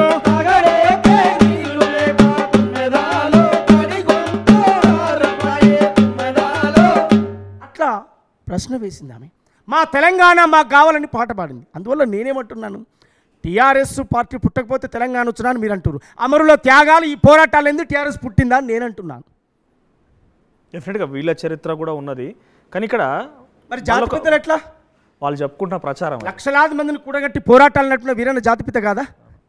ఈ సిద్ధాంతమే తెలంగాణ వచ్చేదాకా అసలు నా జీవితమే అంకితం అని చెప్పి గ్రంథాలు రాసి ఉద్యమాలు నడిపిన ప్రొఫెసర్ జయశంకర్ సార్ సిద్ధాంతకర్త కాదా? జాతిపిత కాదా? అమరో త్యాగాలు కావా? ఎల్బీ నగర్లో తెలంగాణ నేను బతికినా మళ్ళీ తెలంగాణ కోసమే చస్తా అని చెప్పిన శ్రీకాంతాచారి జాతిపిత కాదా? ఒక సామాజిక తెలంగాణవాదిగా నువ్వు చెప్పి వీళ్ళందరి చరిత్ర ఇప్పుడు కనబడుతుంది ఎక్కడన్నా? కనబడకుండా చేస్తున్నారు. ఎస్, కనబడకుండా ఎట్లా అవుతున్నది? మరి మీలాంటి వాళ్ళ ప్రయత్నం ఏంటి? మీలాంటి వాళ్ళ పోరాటం ఏంటి? తెలంగాణకు ముందు ఎవరు లేరు, వెనుక ఎవరు లేరు. కేసీఆర్ అంటేనే తెలంగాణ, తెలంగాణ అంటేనే కేసీఆర్ అనే నినాదాన్ని ముందుకు తీసుకొచ్చి వాళ్ళు తీసుకొచ్చారు. కానీ కాదు, తెలంగాణ సబ్బండ వర్గాల యొక్క పోరాటాలు, త్యాగాలు ఉన్నాయి తెలంగాణ నేల మీద. అందులో కులము, మతము, వర్గము తేడా లేదు. సబ్బండ వర్గాలు ఉన్నారు, ఎవరి పాత్ర వాళ్ళు వేశారు. కాకపోతే మెజార్టీ పీపుల్ ఎస్సీలు, బీసీలు వారి ఆత్మ బలిదానాలు ఎక్కువ ఉండొచ్చు, ఎక్కువ ఉన్నాయి కూడా.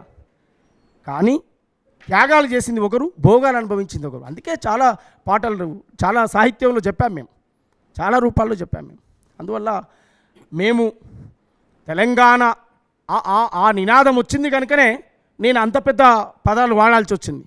దొరల పాలైందిరో తెలంగాణం, తోపిడి పారాయరో తెలంగాణం, ఓసి గొంగాడేసి కాలి కచ్చలు కట్టి డప్పు సంకానేసి ఊరు ఊరుకు పోయి పోరు పాటలు పాడితే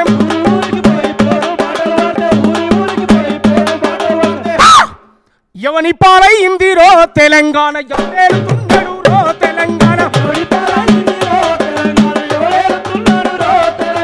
ఎవడి పాలైందిరో తెలంగాణ, ఎవడేలుతున్నాడు రో తెలంగాణ,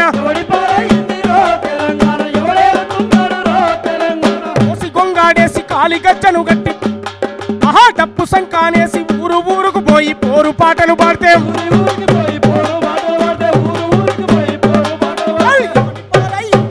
తెలంగాణ, ఎవడేలుతున్నాడు రో తెలంగాణ.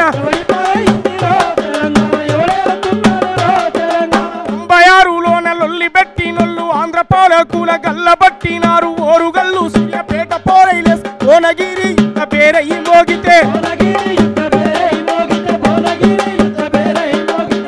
పాలైంది రో తెలంగాణ, ఎవడేలుతున్నాడు రో తెలంగాణ. ఆ రోజు వీరన్న బెల్లి లలితక్క, తొర్రూరు ఐలన్న ప్రాణాలు ఇచ్చిరి, గద్దరన్న నెత్తూరు దారపోసెను.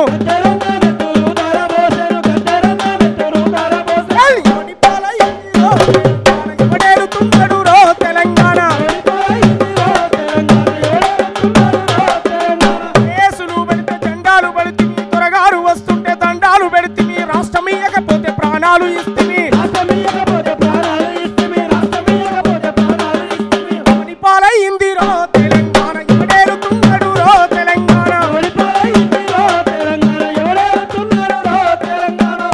తెలంగాణ ఇచ్చిందేమీ లేదు హామీలు తప్ప అమలుగా కాపాయ సప్పండ జాతులను మోసమే చేసి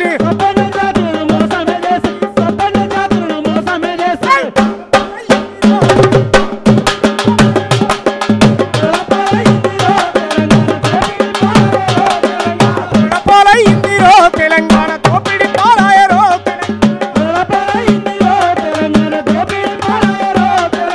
పోరుబాటందుకోరో తెలంగాణ తొల తరిమికొట్టరో తెలంగాణ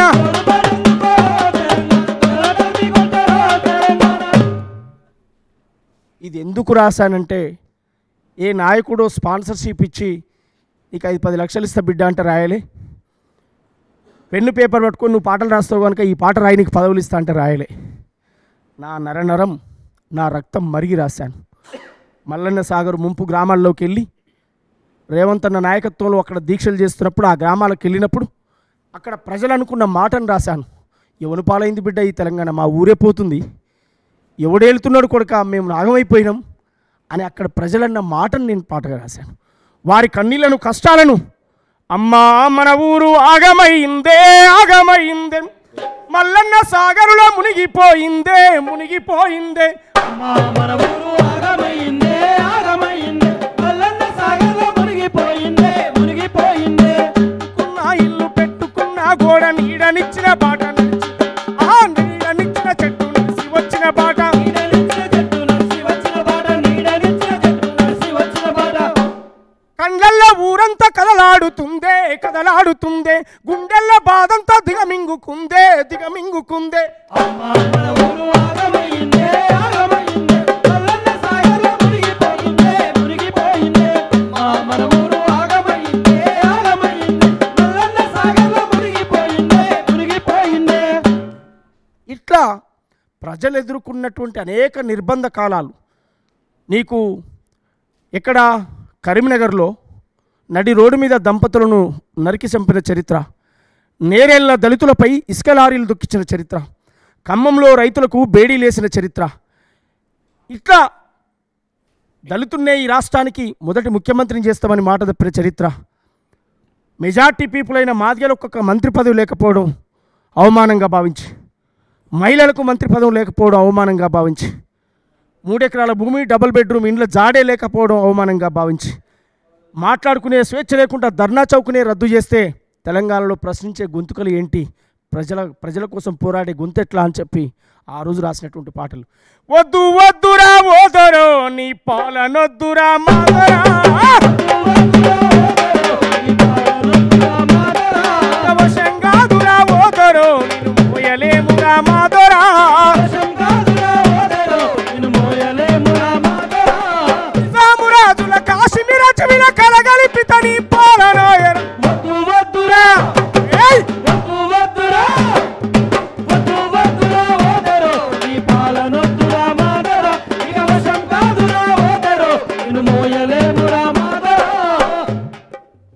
ఆ రోజు జరిగినటువంటి అనేక విషయాల మీద ప్రజా సమస్యలు ప్రశ్నించే గొంతుకలుగా రాసి పాడాం. ఆ పరిపాలన పోయింది. మేం కోరుకున్న ప్రజలు కోరుకున్న ప్రజాపాలన వచ్చింది. ఇనుప కంచెలు పోయినాయి, గడిల గేట్లు పోయినాయి, స్వేచ్ఛగా ప్రజలు మాట్లాడుకునేటువంటి ప్రజాపాలన వచ్చిన తర్వాత ఏమొచ్చింది బిడ్డ అని నన్ను అడిగితే ఒక మనిషి స్వేచ్ఛగా ఊపిరి పీల్చుకునేటువంటి ఒక స్వేచ్ఛ వచ్చిందని చెప్పగలుగుతాను. 75 ఏండ్ల స్వాతంత్రంలో కేవలం ఓట్లేసే యంత్రాలుగా మారిన నా బీసీలు, మెజార్టీ ప్రజలైనటువంటి నా బీసీలు, వాళ్ళ కులమేందో జనమేందో ప్రభుత్వంలో లెక్కలే లేవు. కానీ ఇవాళ మొట్టమొదలుగా తెలంగాణ రాష్ట్రంలో ఇవాళ రేవంత్ అన్న నాయకత్వంలో కులగణన చేసిన చరిత్ర ఇలా ప్రజాపాలన. ఇక్కడ క్వశ్చన్ అది, నువ్వు 5 ఏళ్ళ పరిపాలన చూసి పాటలు రాసేవాడిని. ఎవరి పాలైంది వచ్చింది కూడా 2018 ఎన్నికల కంటే ముందే. ఇప్పుడు పాడిన ఆ పాటలన్నీ కూడా 2018 కన్నా వచ్చిన ముందే కదా. 5 ఏళ్ళనే కేసీఆర్ ముచ్చటైంది, కేసీఆర్ ప్రభుత్వం ఏంది, కేసీఆర్ పనితీరైంది, పథకాలైంది, మొత్తం ప్రజలు గమనించారు కదా. 2014 అంత ఫ్లోలోనన్నా, అంత ఒక గాడుపులనన్నా 60-65 చిల్లర సీట్లు వస్తాయి. ఇప్పుడు 2018కి వచ్చేటోళ్ళకల్లా 88 సీట్లు వచ్చినాయి. కాంగ్రెస్ వాళ్ళు మొత్తం అలా కలిసిరు. దాదాపుగా నువ్వు ఇప్పుడు కాంగ్రెస్ పార్టీలో ఉండి ఈ పాటలో ఒక ఉద్యమాన్ని నడిపించిన డైరెక్ట్గా ఎన్నికల ప్రచారంలో ఈ కాంగ్రెస్ నాయకుల ప్రచారం ఎంత అవుతుందో ఏపూరు సోమన్న పాటలు అంతే నడిచినాయి. సో ఎందుకు ఫెయిల్ అయ్యారు మరి? అప్పుడు ఎందుకు మళ్ళీ కేసీఆర్కి అవకాశం ఉంది? కేసీఆర్ ఏం చేయకపోతే రెట్టింపు సీట్ ఎట్లా ఇస్తారు ఆయనకి కేసీఆర్కి? తెలుగు నేల మీద ఎప్పుడైనా ప్రజలు, అది చంద్రబాబు నాయుడు ముఖ్యమంత్రిగా ఉన్న కాలం కావచ్చు, అది రాజశేఖర రెడ్డి ముఖ్యమంత్రిగా ఉన్న కాలం కావచ్చు, ఆ తర్వాత వచ్చిన కేసీఆర్ గారు కావచ్చు, ఈ 3 పరిపాలనలో భాగంగా మనం మార్పులు చూసుకుంటే ప్రజలు ఒకసారి అవకాశం ఇచ్చారు. ఈసారి చేయలేదు, నెక్స్ట్ అయినా ఏమైనా ప్రజల కోసం ఆలోచిస్తారేమో అని చెప్పి అదనంగా ఇంకొకసారి అవకాశం ఇచ్చారు. అట్లా మనం చంద్రబాబు నాయుడు 2 సార్లు ఉమ్మడి రాష్ట్రానికి ముఖ్యమంత్రి అయ్యిండు, రాజశేఖర రెడ్డి గారు 2 సార్లు ఉమ్మడి రాష్ట్రానికి ముఖ్యమంత్రి అయ్యిండు. తెలంగాణ రాష్ట్రం వచ్చిన తర్వాత కూడా కేసీఆర్ గారికి కూడా ప్రజలు అదే అవకాశం ఇచ్చారు. ఓకే, తెలంగాణ ఇప్పుడే వచ్చింది, కొత్తగా వచ్చింది, కొత్తగా అయిండు, కొన్ని చేయలేకపోవచ్చు, చేస్తాడేమో అనేటువంటి ఎదురు చూశారు. వీళ్ళు ఎంతసేపటికి పాతది గూలగొట్టు, కొత్తది కట్టు, దాని మీద కమిషన్ పట్టు, దీని మీద ఫోకస్ పెట్టారు తప్ప సామాన్యమైనటువంటి ప్రజలకు అందుబాటులోకి తీసుకుపోవడంలో అట్టర్ ఫెయిల్యూర్ అయ్యారని మేము చెప్తాం. ఎందుకంటే ఉద్యమ కాలంలో వచ్చిన అనేక డిమాండ్లు కేసీఆర్ నోట అనేక సభల్లో మనం విన్నాం. ప్రజలకి ఈ కష్టం ఉందని ఆయనే మాట్లాడాడు. మూసి ప్రక్షాళన కావచ్చు, భూముల సమస్య కావచ్చు, నిరుద్యోగ సమస్య కావచ్చు, ప్రధానంగా నీళ్లు, నిధులు, నియామకాలు 3 ఎజెండాలతో తెలంగాణ ఉద్యమం సాగింది. 14 ఏళ్ల తన ప్రాక్టీస్లో, 14 ఏళ్ల ఆయన జీవితం, ఆయన తెలంగాణ ఉద్యమ కాలంలో 14 ఏళ్ళు ప్రజలతో ఆయన మమేకమై తిరిగినటువంటి కాలం కదా. మరి ఆయనకు అన్ని విషయాల పట్ల అవగాహన ఉంది. 2 సార్లు ఈ రాష్ట్రానికి ముఖ్యమంత్రి అయ్యే అవకాశం వచ్చినా కావాలని కొన్ని వర్గాలను నిర్వీర్యం చేసి కూర్చోబెట్టాడు, కావాలని కక్షపూరితంగా. ఇవాళ ముఖ్యంగా దళిత సామాజిక వర్గంగా, ఒక మాదిగ సామాజిక వర్గంగా నిలువున ముంచడమే కాదు, నిండు సభలో ఆ ఉద్యమాన్ని నడిపే నేతను మందకృష్ణ మాదిగను బరాబరి అణచివేస్తాం, అరెస్ట్ చేస్తామని చెప్పి జైల్లో పెట్టేటువంటి ఒక క్రూరమైనటువంటి ఆలోచనలు. ఎందుకు? మా జాతికి మంత్రి పదవి ఏదైనా అడిగినందుకు తప్ప, దళితులకు ముఖ్యమంత్రి ఇస్తామని అడిగినందుకు తప్ప, మా దళితులకు 3 ఎకరాల భూమి నువ్వే ప్రకటించినావు కదా, ఎన్నికల ఏజెండా అది అమలు చేయని అడిగినందుకు తప్ప. అంటే ఇట్లాంటి ఎన్నో జరిగినాయి. రేవంత్ అన్నను ఇంట్లో అరెస్ట్ చేసి చుట్టుముట్టినటువంటి సందర్భాలని నేనేమంటున్నంటే, ప్రజాస్వామ్యంలో ఏ పాలకుడైనా తమ నినాదం ఒకసారి ప్రజల్లోకి ఇచ్చినప్పుడు అది వెనకనా ముందా అమలు చేయకపోతే తిరుగుబాటు అనేది అనివార్యం. సో మన ఇదే క్వశ్చన్ నేను చాలా జర్నలిస్ట్గా చాలామంది మాజీ మంత్రులు, అంటే ఇప్పుడున్నటువంటి బీఆర్ఎస్ మాజీ మంత్రులను చాలామంది అడిగినప్పుడు వాళ్ళు ఏం చెప్తారంటే, ఒకప్పుడు తెలంగాణలో మీరే పాటల రూపంలో పాడారు, నెరలు వారింది తెలంగాణ అని పాటలు పాడారు. ఇప్పుడు ఆ పరిస్థితి లేదు, నీళ్ళు వచ్చినాయి, మనకు పచ్చని పైర్లు కనబడుతున్నాయి, పొలాలు కనబడుతున్నాయి, కరెంటు లేదు, కరెంటు వచ్చింది అంటున్నారు. అంతో ఇంతో కొంత అన్ని సామాజిక వర్గాలు న్యాయం చేసినాం, గొర్రెలు ఇచ్చినామన్నారు, బర్రెలు ఇచ్చినామన్నారు, యూనివర్సిటీని బాగు చేసినామన్నారు. ఇవన్నీ మాటలు బీఆర్ఎస్ వాళ్ళు చెప్తారు కదా. మరి నిజంగా ఒక రకంగా చూస్తే అప్పటికి ఇప్పుడు మార్పు అయితే కనిపించింది కదా. కేసీఆర్ మార్పు ఏం లేదంటారు ఇలా? నీళ్ళు ఇచ్చారు, భూములు ఇయ్యలే, దొరల భూములు వాడుతున్నాయి. ఎప్పుడో పల్లెలు వదిలిపెట్టి పట్టణాలకు వచ్చిన దొరలు కేసీఆర్ వచ్చిన తర్వాత ధరణి పేరుతో బ్రహ్మాండంగా ఆ భూములన్నీ మళ్ళీ వాళ్ళ పేర్ల మీదకి ఎక్కినాయి, పాస్బుక్లు వచ్చినాయి. 10 ఏళ్ల కాలం రైతు బంధు కూడా వాళ్ళు అద్భుతంగా దాన్ని పొందినటువంటి పరిస్థితి మనం చూసాం. రాళ్లకు, గుట్టలకు, చెట్లకు, పుట్టలకు కూడా ఇలా డబ్బు వృధా చేసి, అంటే లక్షల కోట్లు అప్పులు చేసి పెట్టుబడిదారులకు, భూస్వాములకు, దొరలకు మేపాడు తప్ప పేద వర్గాలకి గురించి కేసీఆర్ గారు ఆలోచించలేదన్నదే మా డిమాండు. అది ప్రజల్లో కూడా ఆ ఒపీనియన్ ఉంది. ఒక్క కాడ చూపించండి, ఇక్కడ ముగ్గు పోసి ఇక్కడ డబుల్ బెడ్రూమ్ కట్టారని. పోనీ ఆన్నో ఇన్నో 10, 20, 100 కడితే కుక్కలు, పందులు, గాడిదలు బొరీరు తప్ప ఏ మనుషులకు ఆ ఇండ్లు ఇవ్వలే. ఇప్పటివరకు గడ్డి మొలిసింది, పడావు పడిపోయి నిర్వీరామంగా పడిపోయి కూలిపోయే దశలో ఉన్నాయి ఇవాళ. అంటే ఒక క్రూరమైనటువంటి చర్యలు వారి ప్రభుత్వంలో జరిగినాయి కనుకనే ప్రజలు ఆ మార్పు కోరుకున్నారు. అందువల్ల మనం ఇక జరిగిపోయినటువంటి గతాన్ని తోడడం కంటే ఇప్పుడు ఎందుకు అని మాట్లాడిస్తున్నాడు ఇతనంటే, ఈ మధ్యకాలంలో పాట ఎత్తుకున్నావు, ఎవని పాలైందిరో తెలంగాణ నుంచి రేవంత్ అన్న పాలైంది అనే రకంగా మాట్లాడుతున్నావు, ప్రజాపాలన వచ్చిందని మాట్లాడుతున్నావు. ఏంది రాజకీయంగా ఏపూరి సోమన్న కాంగ్రెస్లో ఉన్నాడు కాబట్టి రేవంత్ అన్న మచ్చిక చేసుకునే పాటన? అసలు ఎవరిని పాలైందిరో తెలంగాణ, రేవంత్ అన్న పాలు ఎట్లా అయింది? రేవంత్ అన్న పాలైంది అని అనలే నేను, ప్రజల పాలైంది అన్న. ఓకే, ప్రజల పాలైంది అని ఎందుకు అన్నాను అంటే, మెజార్టీ ప్రజలైనటువంటి నా బీసీలకు 42% రిజర్వేషన్ రేవంత్ అన్న నాయకత్వంలో వచ్చింది. మెజార్టీ ప్రజలైన నా బీసీ సామాజిక వర్గాన్ని కులగణన చేసినటువంటి చరిత్ర రేవంత్ అన్నది. ఇవాళ ఢిల్లీ ప్రభుత్వం బోన్లో వదిలేసినటువంటి పరిస్థితి ఉన్నది. అంటే దేశవ్యాప్తంగా ఆ డిమాండ్ తెలంగాణ ఫార్ములా అనుకుంటారా ప్రజలు అనుకుంటారా? ప్రజలు అనుకుంటున్నారు. తర్వాత సోమన్న ఏది వ్యక్తిగతంగా రాయడన్నా ప్రజలు అనుకునే డిమాండ్ పాటకు రాస్తాను. నా వ్యక్తిగతంగా ఏది కూర్చొని నేను తీటకు పెన్ను పట్టుకొని ఇప్పుడు ఏదో గీక్తేనే అవుతుంది అనుకుని రాసేవాడిని నేను కాదు. పోనీ నేను రాసిన ప్రతి లైను మీరు విని చదవండి, ఆ లైన్ పట్టుకునైనా నన్ను అడగొచ్చు. ఇది ఎందుకు ప్రజలు డిసైడ్ చేస్తారా అదేందో పాట పాడండి ఒకసారి. ఎందుకంటే ప్రజల పాలైందో తెలంగాణ అని చెప్పి ఏపూరు సోమన్న వాడండి. మీరు డిసైడ్ చేయరు ఇప్పుడున్న ప్రభుత్వం నిజంగా ప్రజల పాలైందా ఏం పాలైందని ఏపూరు సోమన్నని అడుగుతాడు. ఆయన పాటి నుర్రి ఆ పాటకు తగ్గట్టుగా మీరు ఏం చెప్తారో చెప్పండి.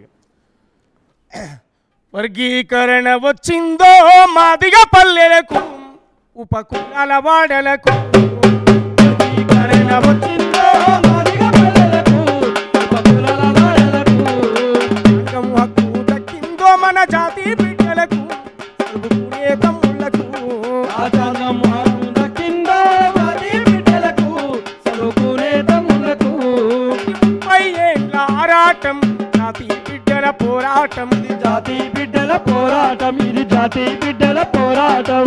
ఎన్నో ప్రాణాలు ఇచ్చినారు, ఎన్నో త్యాగాలు చేసినారు, ఎన్నో త్యాగాలు చేసినారు, ఎన్నో త్యాగాలు చేసినారు. అవసరాలకు వర్గీకరణను వాడుకున్నాయి అన్ని పార్టీలు, వాడుకున్నాయి అన్ని పార్టీలు, వాడుకున్నాయి అన్ని పార్టీలు. మాది గొల్లకు రేవంతన్న గుండె బలవు అయ్యిందో, తరబడి తండ్రాట కాంగ్రెస్ సర్కారు.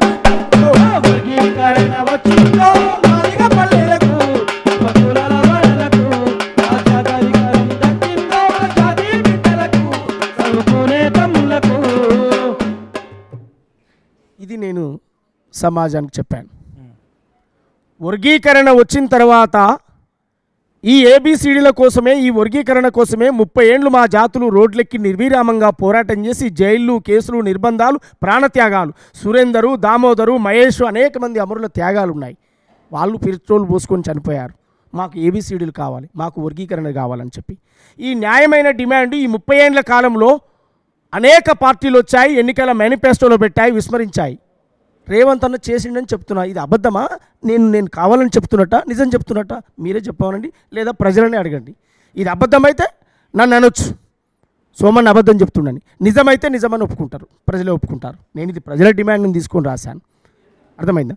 మా మానవత్వం ఉన్నవాడు మహనీయుడు రేవంతన్న, మహనీయుడు రేవంతన్న, మహనీయుడు రేవంతన్న. చెప్పులు గుట్టిన మాది గోళ్ళ చెమట నెత్తురు చూసి నోడు, చెమట నెత్తురు చూసి నోడు, చెమట నెత్తురు చూసి ఆహా డప్పులు కొట్టిన మాది గోళ్ళ గుండె సప్పుడు విన్నవాడు, గుండె సప్పుడు విన్నవాడు, గుండె సప్పుడు విన్నవాడు. పడావు పడ్డ మాదిగ జాతిని వాడ, పడావు పడ్డ మాదిగ వాడల జాడలాను వెతికినాడు, జడలాను వెతికినాడు, జడలాను వెతికినాడు. వర్గీకరణతో వర్గీకరణతో వర్గీకరణతో వెనకబడ్డ జాతులు బాగుపడతాయిరన్నా, జాతులు బాగుపడతాయిరన్నా, జాతులు బాగుపడతాయిరన్నా. రాజ్యాంగ పాలాలందని జాతులు అందుకొని ముందుకొస్తాయిరన్నా, అందుకొని ముందుకొస్తాయిరన్నా, అందుకొని ముందుకొస్తాయిరన్నా. వర్గీకరణతో ఉపకులాల బతుకులు బాగుపడతాయిరన్నా, బతుకులు బాగుపడతాయిరన్నా, బతుకులు బాగుపడతాయిరన్నా. మాది గోళ్ళకు రేవంతన్న గుండె బలం అయ్యిందో, ఏండ్ల తరబడి తండ్రాట కాంగ్రెస్ సర్కారు దించిందో. వర్గీకరణ వచ్చిందో మాదిగ పల్లెలకు,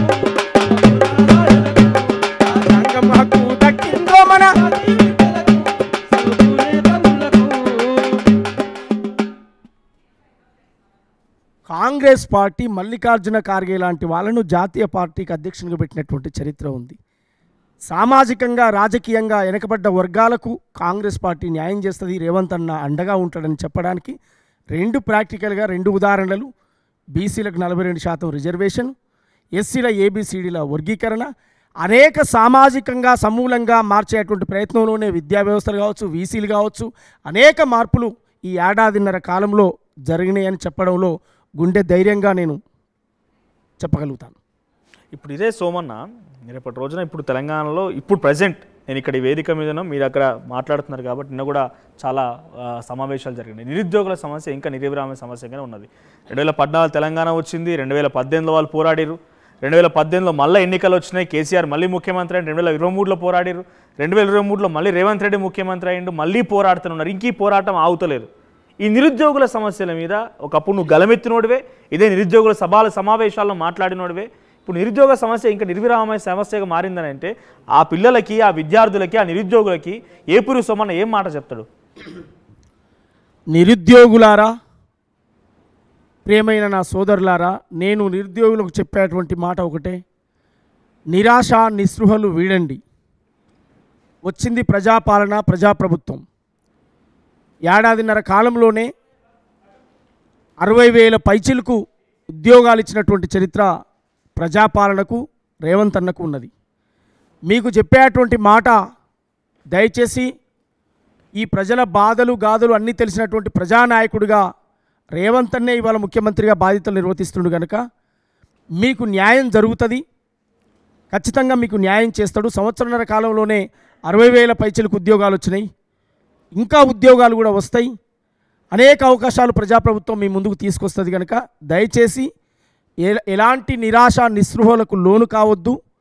ధైర్యంతో ఉండాలి, కొట్లాడాలి, 1-4 సార్లు అడగాలి, తప్పు లేదు. కానీ ఎలాంటి రాంగ్ నిర్ణయాలు తీసుకోవద్దు, దాన్ని రాంగ్ డిసిషన్గా ప్రజల్లోకి వెళ్ళొద్దు. ప్రజా ఉద్యమకారులుగా అందరం కలిసికట్టుగా మీ కష్టాలను, మీ సుఖాలను, మీ దుఃఖాలను పంచుకుందాం. ఇక్కడ ఉన్నది ప్రజాప్రభుత్వమే కనుక మీ సమస్యలు దశల వారీగా పరిష్కారం అయితే కనుక ఎవరు ఎలాంటి చెడు నిర్ణయాలు తీసుకోవద్దు అనేది నేను వాళ్ళకి ధైర్యంగా చెప్తా ఉన్నాను నా మిత్రులకు. సోమన్న, పాటల రూపంలో నేను ఇక మెన్షన్ లేరు నాకు తెలిసి. తెలంగాణ ప్రజాక్షేత్రంలో ఇప్పుడున్నటువంటి సందర్భంలో అటు ప్రభుత్వానికి వ్యతిరేకంగా వాడినావు, మళ్ళీ ప్రభుత్వానికి అనుకూలంగా కూడా మాట్లాడుతున్నావు, అనుకూలంగానే నడుస్తున్నావు, కాంగ్రెస్ పార్టీలో ఉన్నావు కాబట్టి. కాసేపు మాట్లాడుకుంటే రాజకీయంగా ఏపూరి సోమన్న ఎందుకు ఒడిదుట్లు ఎదుర్కొంటున్నాడు అంటే, తెలంగాణ వచ్చింది, తెలంగాణ ఉద్యమంలో నీది చాలా కీలకమైన పాత్ర. తెలంగాణ వచ్చిన తర్వాత కేసీఆర్ని గద్దెదించడంలో కూడా అదే కీలకమైన పాత్ర పోషించినవు. ఇప్పుడు కాంగ్రెస్లో ఉన్నట్టా లేనట్టా, మధ్యలో ఆంధ్రలో పాలన ఏందని చెప్పి మాట్లాడిన నువ్వు ఆంధ్ర వ్యక్తి ఒకరు వచ్చి ఇక్కడ పార్టీ పెడితే దాంట్లో కీలకంగా వ్యవహరించినవు. రాజకీయంగా ఎందుకు అడుగుట్లు ఎదుర్కొంటున్నావు, ఏమవుతున్నది? అంటే ఒక మిత్రుడిగా నా మేలు కోరుకునేటువంటి శ్రేయభిలాషులుగా మీకు అడిగే అటువంటి హక్కు, రైట్స్ ఉన్నాయి. మీ ముందు మనసు విప్పి మాట్లాడుకొని చెప్పుకునేటువంటి స్వేచ్ఛ కూడా నాకుంది. నేను నా తాతో నా తండ్రో రాజకీయ బ్యాక్గ్రౌండ్ నుంచి వచ్చిన కుటుంబం నాది కాదు. కేవలం గొంతును పెట్టుబడిగా పెట్టి నేను ప్రజల్లోకి వచ్చినటువంటి వాడిని. నా జ్ఞానాన్ని, నా సాహిత్యాన్ని 4 పదాలు అల్లి వచ్చినటువంటి వాడిని. కేవలం పాటే పాడుతూ జీవించాలనుకోవటం లేదు, నేను ఆటే ఆడుతూ జీవించాలనుకోవటం లేదు. భారత రాజ్యాంగం బాబాసాహెబ్ అంబేద్కర్ ఇచ్చినటువంటి హక్కును నేను కూడా ఉపయోగించుకోవాలి, నా వర్గాలకు నేను న్యాయం చేయాలి అనేటువంటి ఒక లక్ష్యంతో నేను ముందుకొచ్చినటువంటి వాడిని కనుక రాజకీయంగా ఒక స్పేస్ అనేది సంపాదించుకోవడం కోసం రకరకాల ప్లాట్ఫామ్లు తిరుగుతున్నటువంటి వాడిని. ఎందుకంటే నా తాతో తండ్రి అడ్వాన్స్గా రాజకీయాల్లో ఉంటే నాకు ఈ బాధ ఉండకపోవు. పాపం వాళ్ళకున్న కష్టాలు వాళ్ళ లైఫ్లో వాళ్ళు అనుభవించారు కనుక వాళ్ళు ఇక్కడి వరకు అందుకోలేకపోయారు. పాట అనేటువంటి ఉద్యమ బాటను ఎంచుకొని నేను ప్రజల్లోకి వచ్చాను, ప్రజల్లో గుర్తింపు పొందాను కనుక ఖచ్చితంగా నేను అనుకున్న గోల్ రీచ్ అయ్యేటువంటి క్రమంలో కొన్ని తప్పటడుగులు, కొన్ని ఒడిదుడుకులు జరిగినటువంటి మాట నిజం, ఇది ఒప్పుకోవాలి. కొన్ని చిన్న చిన్న నిర్ణయాలు తీసుకోవడం ద్వారా, మిస్టేక్ నిర్ణయాలు తీసుకోవడం ద్వారా కొంత గ్యాప్ జరిగింది, కొంత ఇబ్బంది జరిగింది, వాస్తవం అది.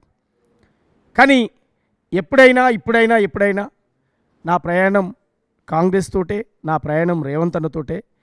నా ఆటైనా పాటైనా మాటైనా వారు చేసిన మంచిని ప్రజలకు చెప్తా, చేయంది చెప్పను.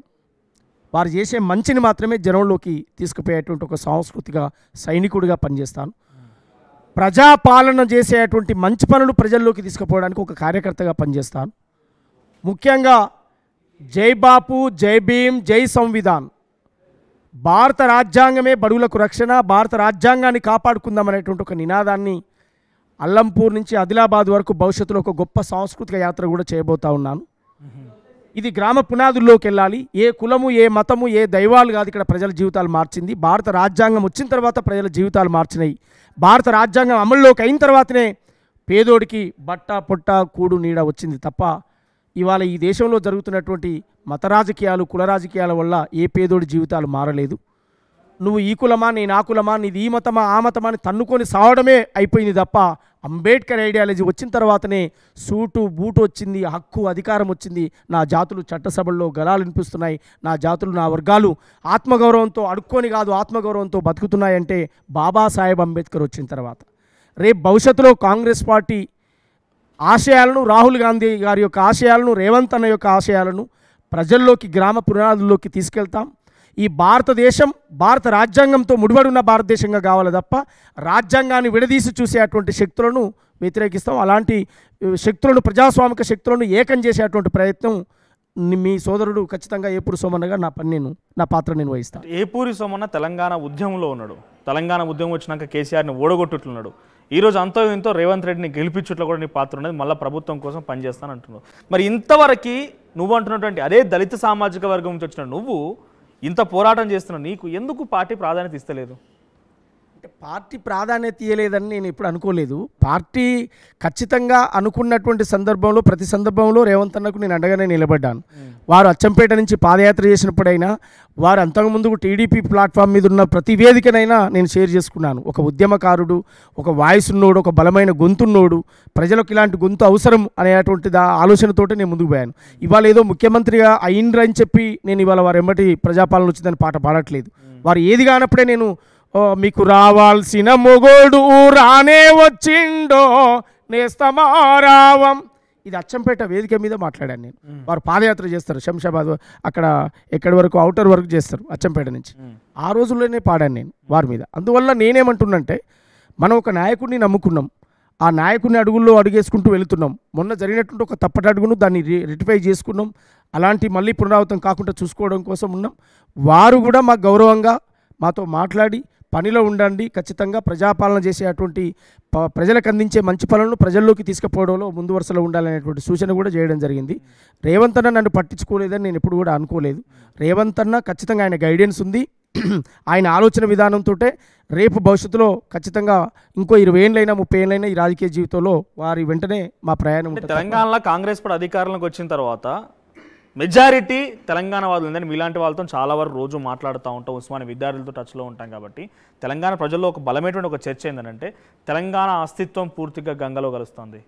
తెలంగాణ విగ్రహం నుంచి బతుకమ్మను ఎత్తేయడం ఏంది, తెలంగాణ 10 సంవత్సరాల వేడుకలల్లో, ఆటపాటలల్లో ఈ డిస్కోలు ఏంది, ఈ డ్యాన్సులు ఏంది, తెలంగాణ ఆ గౌరవం అంటే ఏంటి? మీలాంటి కళాకారుల యొక్క పాటలు కదా, బతుకమ్మ ఆటలు కదా, ఆ వేదికల మీద హీరోయిన్ల చిందులేసుడు ఏంది, అంతా కొంత తెలంగాణ నిజంగానే ఒకప్పుడు ఈ భాష, భావము, ఊరు పాటలన్నీ కూడా సినిమా పాటలు అయిపోతున్నటువంటి భావన తెలంగాణ ప్రజలు చాలా బలంగా కలుగుతున్నది. మీలాంటి వాళ్ళని తీసుకుపోయి ఆ వేదికలు ఎక్కించి పాటలు పాడి తెలంగాణ చరిత్ర గురించి తెలిసేది, మీరు అంటున్నటువంటి కొన్ని పాటలు, వీళ్ళందరి యొక్క త్యాగాలు తెలిసేది. కానీ ఇప్పుడు ఏం తెలుస్తున్నాయి? తెలంగాణ వచ్చిన తర్వాత ఏం నడుస్తుంది? డిస్కో డ్యాన్సులు, ఈ పబ్బులు ఇవా జరిగేది? ఈ బలమైన చర్చ జరుగుతుంది కదా, ఒక తెలంగాణ కళాకారుడు, తెలంగాణ ఉద్యమం, నీ భావన ఏంది? అది నిజంగా జరిగింది మంచిది అనుకుంటున్నారా? లే తెలంగాణ అస్తిత్వానికి, తెలంగాణ ఆత్మగౌరవానికి ఎక్కడ కూడా ప్రజాపాలనలో భంగం కలగదు అనేది మా విశ్వాసం. వారు వచ్చిన తర్వాత తెలంగాణ తల్లిగా చెప్పబడుతున్నటువంటి దొరసాని విగ్రహాలు ధ్వంసం చేసి తెలంగాణగా, ప్రజల తల్లిగా ఉన్నటువంటి ఒక విగ్రహాన్ని నిర్మాణం చేయడం, తర్వాత తెలంగాణ అమరవీరుల స్తూపాన్ని చెక్కినటువంటి ఎక్కా యాదగిరి అనేటువంటి ఓ మహనీయుని గుర్తించి, తెలంగాణ రైతాంగ సాయుధ పోరాటంలో ఏ బండ్లే పోతావు కొడుకు నైజాం సరకరోడానికి గర్జించిన బండి యాదగిరి లాంటి వాళ్ళని గుర్తించడం, వారి కుటుంబాన్ని గుర్తించడం, ప్రజాయుద్ధ నౌకగా భారతదేశ సాంస్కృతిక విప్లవ సేనాధిపతిగా నాయకత్వం వహించిన మహానుభావుడు గద్దరన్న అనేక మంది ప్రజాకవులను, అందశ్రీ, గొరెటి వెంకన్న, జయరాజన్న అనేక మంది కవులను గుర్తించి, సుద్దాల అశోక్ తేజ గారు లాంటి అలాంటి వాళ్ళందరినీ కూడా గుర్తించి ఇవాళ ప్రభుత్వం వారికి గౌరవంగా వారికి ఇచ్చినటువంటి బహుమానాలు కూడా మనం చూసినాం. ఇవన్నీ కూడా ఉన్నాయి. ఇవన్నీ కూడా కళాకారులను, కవులకు ఒక పెద్దపీట వేసేటువంటి ప్రయత్నం రేవంత్ అన్న ప్రభుత్వం చేస్తుంది. పాటను విస్మరించి, జయ జయ హే తెలంగాణ జననీ జయకేతనం అనేటువంటి ఒక పాటను విస్మరించి ఆ పాటను పక్కకు పెడితే, ఆ పాటను ఇవాళ తీసుకొచ్చి తెలంగాణ జాతీయ గీతంగా మరి పాడించినటువంటి చరిత్ర అది రేవంత్ అన్నకు, ప్రజాపాలనకు ఉంది. అందువల్ల నడుస్తున్నటువంటి కాలంలో అనేక మార్పులు చేర్పులు జరగవచ్చు, కానీ మన ఆత్మగౌరవం, మన అస్తిత్వం పోయేటువంటి ప్రమాదం రేవంత్ అన్న పాలనలో, ప్రజాపాలనలో, కాంగ్రెస్ పాలనలో జరగదు. తెలంగాణ అస్తిత్వాన్ని నిలబెట్టే ప్రయత్నమే. తెలంగాణ ఇచ్చిందే సోనియా గాంధీ. తెలంగాణ రాష్ట్రం ఇచ్చిందే సోనియా గాంధీ. అలాంటి సోనియా గాంధీ తల్లి నాయకత్వంలో జరుగుతున్నటువంటి ఈ ప్రజాపాలన ఎప్పుడు కూడా తెలంగాణ ఆత్మగౌరవాన్ని నిలబెట్టేదిగా, కాపాడేదిగా ఉంటుంది తప్ప తెలంగాణ అస్తిత్వాన్ని ఎప్పుడు కూడా కోల్పోదు అనేటువంటి విషయాన్ని మీకు గుర్తు చేస్తా ఉన్నాను. ఇంకా ప్రజలు అనుకుంటున్నారు కాబట్టి ఒక జర్నలిస్ట్గా మీ ముందు ఉంచుతున్నాను నేను. నిజంగా మీకు రేవంత్ రెడ్డి గారి దగ్గరికి అవకాశం వస్తే తెలంగాణ కళని, కల్చర్ని కాపాడమని చెప్పండి, కొన్ని సినిమాల దగ్గర తాకట్టు పెట్టొద్దని ఒక చర్చ బలంగా జరుగుతుంది కాబట్టి నిజంగా జరుగుతుంది. బికాజ్ ఇక్కడ విషయం ఏమంటున్నానంటే, because it's not a debate కాబట్టి పుష్ప సినిమా అనే అంశం చాలా పెద్ద విషయం ఏం కాదు. దాని గురించి 3-4 రోజులు చర్చ, వాళ్ళని డైరెక్టర్లను పిలిచుడేంది, వాళ్ళతో గిన్సేపు మాట్లాడేంది. ఏ రోజన్నా ఏపూరి సోమనను, ఓ గద్దరనను, తెలంగాణ ఇంతమంది కళాకారులు ఉన్నారు, ఒక వరంగల్ సీననను, ఇంకా చాలామంది ఉన్నారు కదా, ఇలాంటి వాళ్ళని పిలిచి ఏం జరుగుతుంది తెలంగాణలో చర్చించిన అంశాలు లేవు. కానీ గంటలు తెలంగాణ సినిమా వాళ్ళకి సంబంధించి ప్రొడ్యూసర్లను, డైరెక్టర్ని పిలిచి వాళ్ళతో ఏం మాట్లాడి ఏం ఉపయోగం వచ్చింది? పోనీ నీలాంటి కళాకారులకు ఏదైనా తెలంగాణ సినిమాకి సంబంధించిన అంశంలో నీకు తెలంగాణ కళను ప్రోత్సహించే నాకు బాధ్యత వచ్చిందా? రాలే కదా. ఈ చర్చ జరుగుతోంది. ఇటువంటి విషయాన్ని మీరు రేవంత్ రెడ్డి డెఫినెట్గా కన్వే చేయాలి. మీ అభిప్రాయం ఏం చెప్పారు మరి దీని మీద? తెలంగాణ అనేటువంటి ప్రజాపాలన వచ్చిన తర్వాత తెలంగాణ అనేటువంటి సినిమా ఇండస్ట్రీలో ఇవాళ తెలంగాణ ప్రజల అస్తిత్వానికి ప్రతీకగా ఉన్నటువంటి ప్రజాయుద్ధ నౌక గద్దరన్న ఆయన పేరుతోటే సినిమా అవార్డులు పెట్టినటువంటి చరిత్ర ఉంది. దాని ద్వారా తెలంగాణ చరిత్రను పెంచడమే అయితే తప్ప తగ్గించడం కాదు. గద్దరన్నకు ఈ సినిమా కల్చరల్కు సంబంధం లేకున్నా తెలంగాణ అనేటువంటి ఒక ప్రపంచానికి ఐకాన్ గద్దరన్న. నువ్వు సినిమా హీరోవా, నువ్వు హిందీ హీరోవా, నువ్వు తమిళ ఏ హీరో అన్నగా ఇక్కడ ఈ ప్రపంచానికి ఐకాన్ మా గద్దర్. ఇగో గద్దరన్న పేరుతో మీకు అవార్డులు ఇస్తున్నాం, ఇంకే అవార్డులు ఇక్కడ పనిచేయి. అది గొప్ప నిర్ణయం, దాన్ని అసలు తప్పు పట్టాల్సినటువంటి అవసరం లేదు. అది చారిత్రాత్మకమైన నిర్ణయం. అందువల్ల ఆ సినిమా విషయంలో జరిగినటువంటిది, ఒకరి ప్రాణాలు పోయినాయి, ఒకరు ప్రాణప్రాయ స్థితిలో ఉన్నారు, అలాంటి ఇన్సిడెంట్స్ జరిగినాయి కనుకనే తప్ప ఏదో కావాలని ఎవరి మీదనో కక్షనో లేకపోతే ఇంకేదో ఏముంటుంది ఆడ. ఒక ప్రాణం పోయింది, అది పబ్లిక్ ఇష్యూ అయింది. పేదోడైనా లేనోడైనా ఉన్నోడైనా ప్రాణమే కదా. అందువల్ల అలాంటి విషయం కోసమే ఆ సినిమా వాళ్ళతో పిలిపించడం, మాట్లాడడం జరగవచ్చు తప్ప ఇంకా ఏది కూడా కాదు. సినిమా ప్రపంచం మీదనే గద్దరన్న చిత్రపటాన్ని తీసుకొచ్చి పెట్టారు. ఇవాళ ఈ అవార్డు మీరు తీసుకోవాల్సిందే అని చెప్పి అంతకంటే మించి ఏముంటుంది? అల్టిమేట్ అది. సరే, పోయిన 10 ఏళ్లలో కొంతమంది ఎమ్మెల్యే ముచ్చట మాట్లాడుకుంటే తెలంగాణ ఉద్యమంలో ఆయన కూడా గజ్జగట్టి పాట పాడిండు. ఏ పార్టీకి పాడిండు, ఏం పాట పాడిండు పక్కన పెడితే రసమై బాలకృష్ణ ఎమ్మెల్యే అయిండు. ఆ తర్వాత తెలంగాణ ఉద్యమకారులకు సంబంధించిన చాలా ఉదాహరణ విద్యార్థి నాయకులు తీసుకుంటే ఓ గాదర్ కిషోర్ కానీ, ఓ బాల్కా సుమన్ కానీ, ఇంకా చాలామంది తెలంగాణకు సంబంధించి మీ సహచార ఉద్యమకారులు అంటామా, లేకపోతే మీ సహచారమైనా కాకపోతే వాళ్ళు తెలంగాణ ఉద్యమంలో అంత ఇంత వాళ్ళ పాత్ర ఉన్నది, వాళ్ళందరికీ అవకాశం వచ్చింది. ఇప్పుడున్నటువంటి 75 మంది మీ పార్టీలో గెలిచిన ఎమ్మెల్యేలలో ఎంతమంది తెలంగాణ ఉద్యమకారులు ఉన్నారు? అంటే ఇంకా తెలంగాణ సెంటిమెంట్ తీసుకోవాలా అని అంటామేమో. తెలంగాణ సెంటిమెంట్ ఇంకా ఇట్స్ స్టిల్ జరుగుతుంది, ఇంకా లైవ్లీగా ఉన్నది. సో ఎటువంటి అవకాశాలు వచ్చినాయి? ఇప్పుడు నీలాంటి వాళ్ళకి ఇంకెంతమందికి ఎన్ని అవకాశాలు రాకుండా ఇబ్బంది పడుతున్నారు? అంటే నాలాంటి వాళ్లకు, అది యూనివర్సిటీ విద్యార్థులు కావచ్చు, కళాకారులు కావచ్చు, ఖచ్చితంగా తగిన సమయంలో తగినటువంటి గుర్తింపు రేవంత్ అన్న, ప్రజాపాలన, కాంగ్రెస్ ప్రభుత్వం ఖచ్చితంగా ఇస్తుంది. ప్రపంచం, ఈ సమాజం సంతోషపడే విధంగా కరెక్ట్ వీళ్ళకి న్యాయమే జరిగింది అని చెప్పుకునేటువంటి గౌరవం, ఆ గౌరవం దక్కుతుంది అనేటువంటి విశ్వాసం మాకు రేవంత్ అన్న మాటల్లో, ఆయన కార్యాచరణలో, ఆయన ఆచరణలో. కేవలం పదవచ్చినందుకు మేము దగ్గర పోయినటువంటి వాళ్ళం కాము. ఆయన జర్నీలో, ప్రతి జర్నీలో మేము ఉన్నాం కనుక ఉద్యమకారులందరినీ కూడా ఆయన గుర్తిస్తాడు. ఆయన కోసం కలిసి పనిచేసిన ఎవరిని కూడా ఆయన విస్మరించడు అనేదే నా ఒపీనియన్. రైట్గా ఒక్కసారి మనం చివరిగా మీ గురువు, డెఫినెట్గా మనందరి గురువు గద్దరన్న గురించి ఒకసారి స్మరించుకుంటూ ఒక పాట పాడదు. ఎందుకంటే ఆయన గురించి స్మరించలేంది ఏ వేదిక ఉండదు. అసలు కళాకారులు వాళ్ళు డెఫినెట్గా గుర్తు చేసుకోవాల్సిందే. ఒక్కసారి ఆ పాట పాడుకుందాం మనం. గద్దరన్న గురించి ఒక మంచి పాట నీకు నచ్చినాయి. త్యాగాల పాటవన్నో మాయన్న గద్దారన్న, ఉద్యమాల బాటవన్నో మాయన్న గద్దారన్న, త్యాగాల పాటవన్నో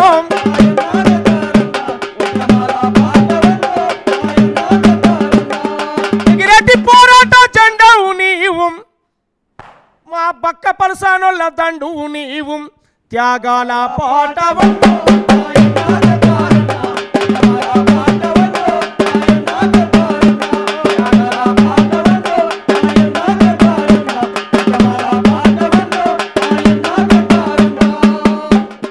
పాటై జీవించావేం మాయన్న గద్దారన్నాం, ప్రజల పాటై బతుకుంటావేం మాయన్న గద్దారన్నాం, త్యాగాల పాటవన్నో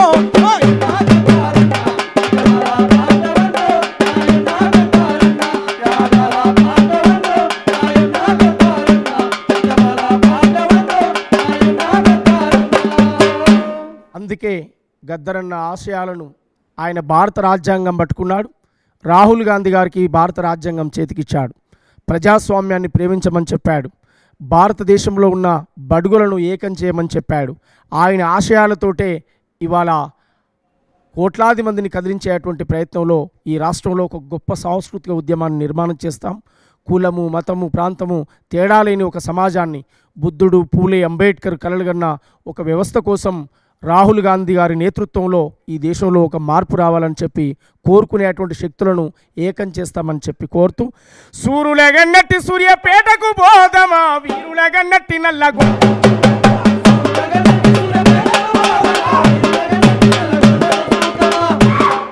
మల్ల త్యాగాలతో వబడదమా మల్ల ఉద్యమానికి దారులేదమా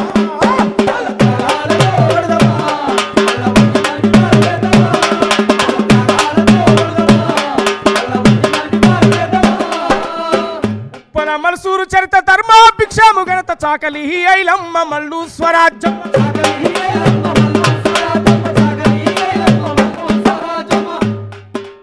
యుద్ధగీతి శుద్ధాల బండి యాదగిరి మా రోజు వీరన్న మన బెల్లి లలితక్క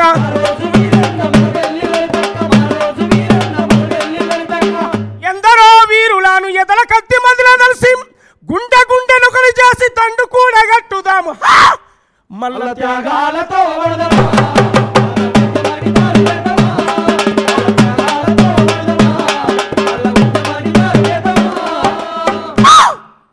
పల్లె పల్లె పోయి వద్దమా ప్రజాపాలనలో భాగమవుదమా పల్లె పల్లె పోయి వద్దమా ప్రజాపాలనలో భాగమవుదమా పల్లె పల్లె పోయి వద్దమా ప్రజాపాలనలో భాగమవుదమా పల్లె పల్లె పోయి వద్దమా ప్రజాపాలనలో భాగమవుదమా ప్రజాపాలనలో భాగమవుదమా ప్రజాపాలనలో భాగమవుదమా ప్రజాపాలనలో భాగమవుదమా. సుమన ఒక్కసారి చివరిగా నా కోసం తెలంగాణ ప్రజల గద్దరన్న పేరు చెప్పంగానే మొదట గుర్తుకొచ్చే పాట పొడుస్తున్న పొద్దు మీద. ఒక రకంగా నా ఇండివిజువల్ ఒపీనియన్ అనుకున్నా, లేకపోతే మెజారిటీ ప్రజలు కూడా అదే అనుకుంటున్నారు. ఏంటంటే గద్దరన్న గొంతుని కానీ గద్దరన్న హావభావాలు కానీ పునికి పుచ్చుకుంది కేవలం ఏపూరి సుమన మాత్రం. ఏం చెప్పడం కాదు, కొన్ని సందర్భాల్లో గోరేటి వెంకన్న లాంటి పెద్ద పెద్ద కళాకారులు కానివ్వండి వాళ్ళు కూడా చెప్పినటువంటి మాటలు చూసినాం. కాబట్టి ఒక్కసారి పొడుస్తున్న పొద్దు మీద నీ నోటి నుంచి గద్దరన్ననే ఒక్కసారి ఇక్కడ కనిపించాలని అంటే అది నీతోనే సాధ్యమవుతుంది. ఒక్కసారి పొడుస్తున్న పొద్దు మీద. పొడుస్తున్న పొద్దు మీద నడుస్తున్న కాలమా వారు తెలంగాణమా పొడుస్తున్న పొద్దు మీద నడుస్తున్న కాలమా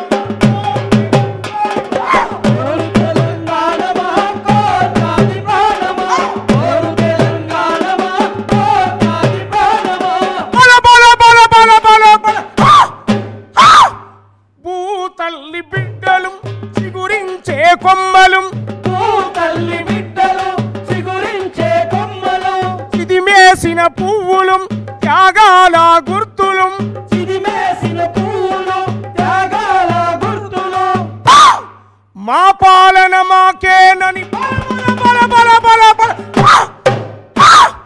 మా పాలన మాకేనని గోలమా అమర వీరుల స్వప్నమా